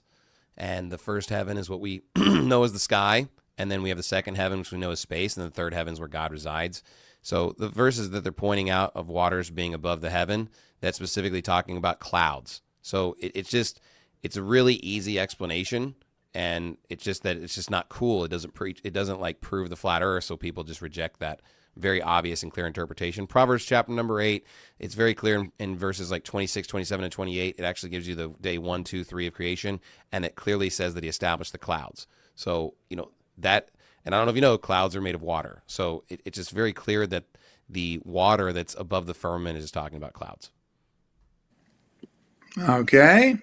Someone says, Austin, please take some time to discuss the implications of propaganda and how it prevents one from understanding the truth about Earth. It's more of a command than a question, but that's a pretty vague question. But I will point this out. It's very important in my opinion. Whatever you end up believing, we were not told the truth about this discussion just objectively. We were told like it's a scientific fact that's been proven that the solar system's real and we're flying through space. If you actually go read Stephen Hawking, Albert Einstein, Arthur Eddington, you name it, every astronomer and astrophysicist worth their salt at all in the world will tell you the Earth could be in the center of the universe because there's what's called a kinematic equivalence. There's actually a dynamic equivalence as well. Fancy terms just means that everything can look like it's moving around the Earth or vice versa, equally valid. But we weren't told that. We weren't told that because of the Copernican principle. They chose to think we weren't special because Edwin Hubble said it was intolerable and horrific. So that's an example of the propaganda. They teach you these stories as if they're fact and science, and they leave out all the actual important evidence, right? So it's basically giving you like a very like select amount of information to guide how you believe, and they show you a ball when you don't even know how to think about anything yourself, and then you just kind of have an emotional attachment to it. So I would encourage people to just make up their own mind. As long as you can walk away like I made up my own mind, then that's better than just believing it. Okay, here's a question for Pastor Shelley. How can pressure of Earth's atmosphere exist adjacent to the no pressure of space in an infinite vacuum? Without a physical barrier, the air would violently evacuate. I mean, I believe that the explanation is just gravity is holding down parts of the atmosphere. And so obviously you can get to a point where molecules can get outside of Earth's orbit and just kind of float away. But generally speaking, it doesn't need a container to hold it in.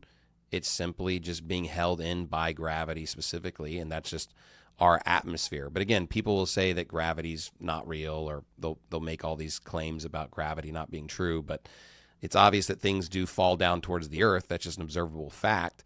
So I don't understand why air molecules wouldn't do the same thing. And in fact, even in scientific experiments, you can see different air pressures changing based on gravity, and they're mixing even in a closed system or an open system. So it doesn't really matter that the atmosphere is existing on the Earth. I don't know what the flat Earth model would explain to that. It's really just a problem for both models to explain, and I think gravity does make sense. The flat Earth model doesn't have anything to explain that. Well, it has a container. So yeah, it does. The antecedents. But why to wouldn't gas all the air pressure, just float all the way to the top of this container? because there are temperature fluctuations, and what we have is a gas cycle on the Earth. Most of the gas is cycled at the Earth, so most of it stays there. It then separates based on density, and we have a downward electric current. We have EM energy coming from the sky. The point that they're making is you can't even have the gas pressure to have the gradient without it being contained.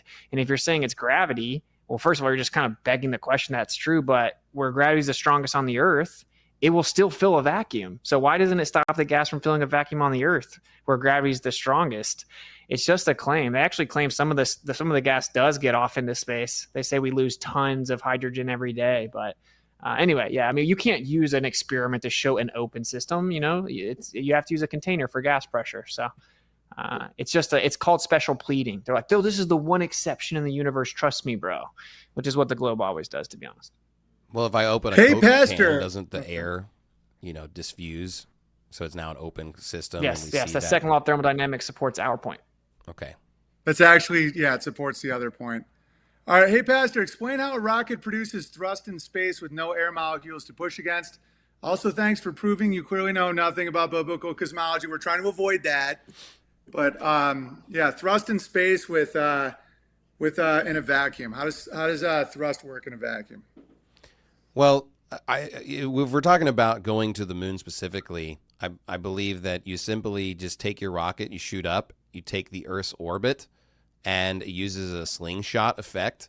And they simply just use that slingshot. They use a little bit of thrust to get outside of the Earth's orbit to escape, and they have to slingshot themselves towards the moon. So the vast majority of the trip in space is actually just a consistent trajectory. Now, they do potentially use their thrusters to make adjustments. I believe that's what the Apollo 13 movie is even about, is specifically that. So how do you leave the moon then?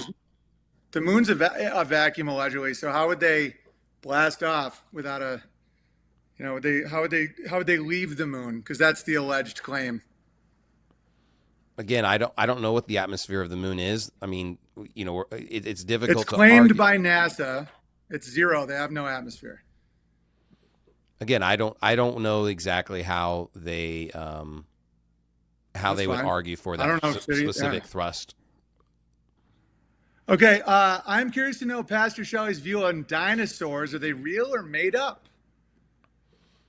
The word dinosaur is not found in the Bible, but there is two creatures that are alluded to as far as Leviathan and Behemoth, and they do sound like creatures of stature and size that we don't have today.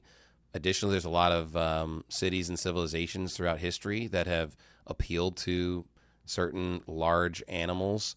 So I do believe that there was probably some creatures like a behemoth that fit some of the bone structures that we find in museums today. But I do think it's also reasonable that some of the dinosaur fossils that are, quote, found don't really add up to the creatures that they claim they are. If you go to a lot of these museums, you'll notice that they're pretty much all 100% casts. They're not actually any bones whatsoever. There's very few bones that they actually have on display, and not even in some of the most prominent museums do they even have anything that's a legitimate bone.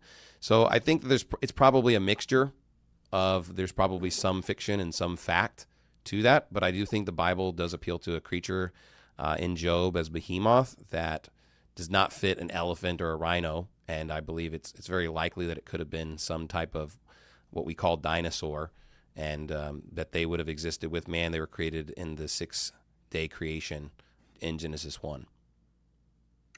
Ginny has a spicy question for Austin. Why is Austin drinking breast milk? What? I was drinking orange juice, but Allegedly, I I don't know. mean, that's your claim. Yeah.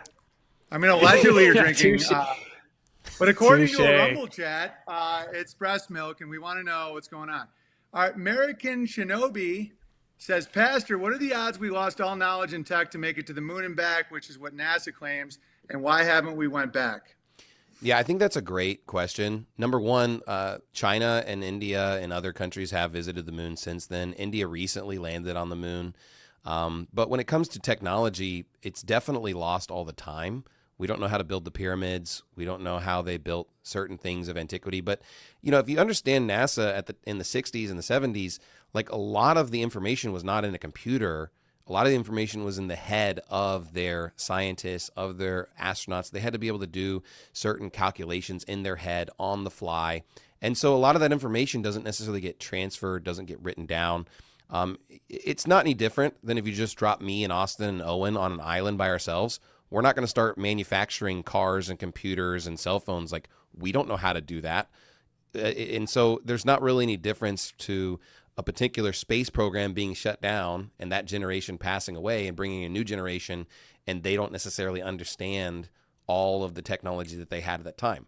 But you have Elon Musk and other people reinventing it, coming up with new processes, new technologies, new spacecrafts, new rockets. In fact, the rockets that they make for SpaceX, they actually reuse them. So the thrusters, they send them up and then they come back and land back down, and they're able to reuse that particular portion of the spacecraft. And so, it's not like technology being lost over time is a new phenomenon. That's something that is very common, and it's a human condition. So I think it's something we should all take note of, is that we need to also be smart and not just let technology go by the wayside.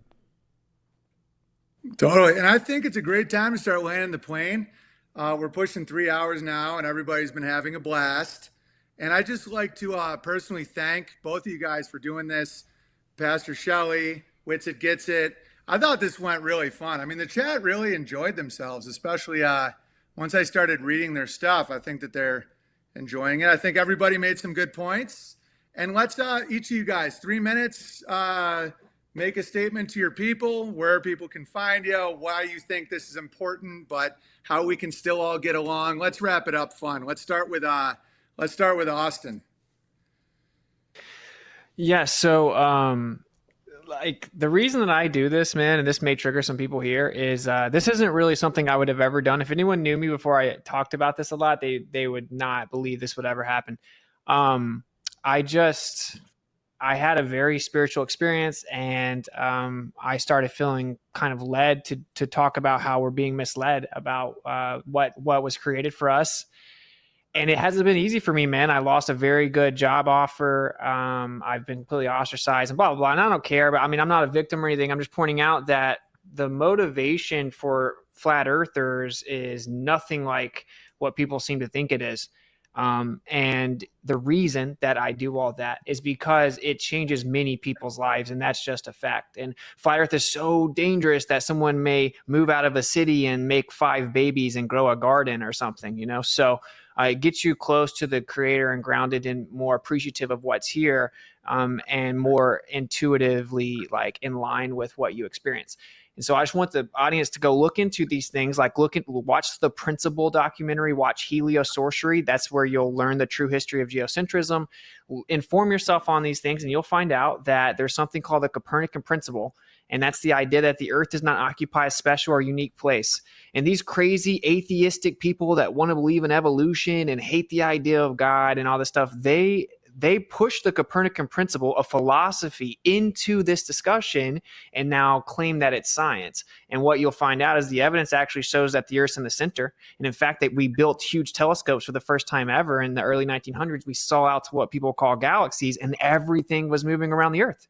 And they're like, wait a minute, this is not supposed to be happening. Did they step back and say, oh, maybe the Earth is in the center? Of course not. They made up new stories that everything's accelerating, expanding, creating another illusion. And whenever we measured it time slowed down and tricked us and blah, blah, blah. Because these people, they have a philosophical bias against it. So long story short, to wrap it up, just go look into that. I have a geocentrism stream that if you really find out what happened, it's not what you're being led to believe, right? And I encourage everyone to just kind of be more patient and kind with people, because what you don't know is the people that are on this side have done lots of research, and they found out, whoa, this is like a huge lie that we're being told. We're being misled about the actual observations, and it shows that the Earth's in the center. And finally, that would, of course, mean if the Earth's in the center, the question is who placed it there? And it's a pretty significant and impactful thing. So I encourage people just to stay open-minded and try to be humble and kind to people. Well, thank you, Litteä Gets It. And I don't know how to do a poll in someone else's chat, but if you guys in the chat want to just say who you thought won, just say the name and then a W, because that's important to know. And I'd also like to apologize to Pastor Shelley in the beginning. I was way too bitchy. I can do that. I'm sorry. It ended up being great. So I was like, I really had a good time, and I was way too aggressive in the beginning. So if you guys watch from the beginning, I'm going to time travel a little Einstein style. My bad. He turned out to be a good dude. Okay. Final closing thoughts for Pastor Shelley. Yeah, I want to thank both parties for being on the show. And even though Owen was a prick at the beginning, he warmed up, so I appreciate that. And My bad. When it comes to this specific issue, I believe there's just so much reality denial when it comes to the flat earth position. And of course, the government's lying about a lot of things. Of course, there's a lot of conspiracy theories that are true. And of course, I believe the Bible. But I think that sometimes people go a little overboard with the idea that the government's lying. Look, 2 + 2 is still 4. And, there's some level of reality that we can all adhere to. I don't think everybody's in on this scam. And specifically, the sun itself, if we're orbiting around the sun is a picture of God. And, the world is not about us. It's about God, and it's about us serving and worshiping him.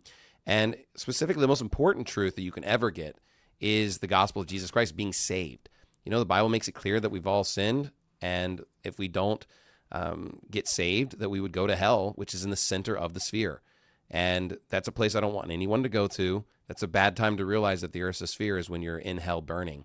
And so I want people to be saved. The Bible makes it clear that Jesus Christ died on the cross for all our sins, was buried and rose again.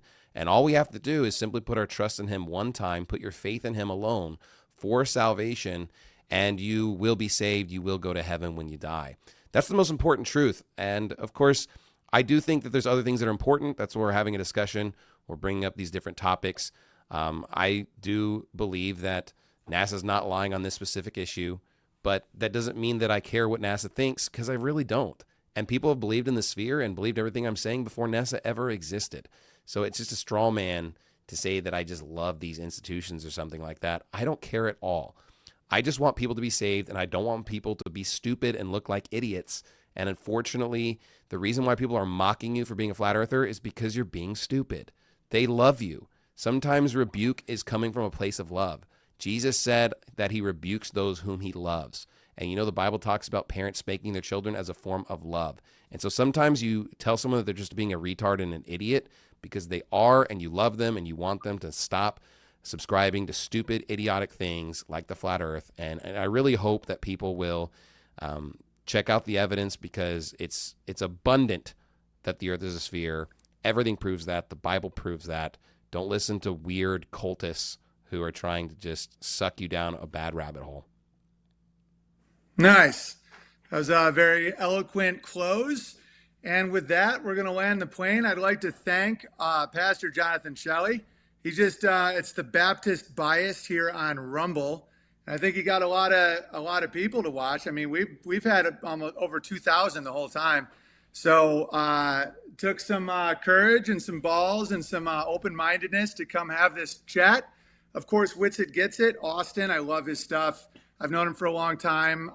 If you want to check him out, I think he's on YouTube, right? Wits It? Yeah. Just for this part of the topics, yeah. Yeah, he's on YouTube. He's on Rumble. He's on all the places. I did a moderate job. It's okay if you thought I was annoying. I tried my best. But you can find me on rumble.com/user/Owen Benjamin. And yeah, I felt like this was great. And I will see you guys soon and be good to each other. Much love.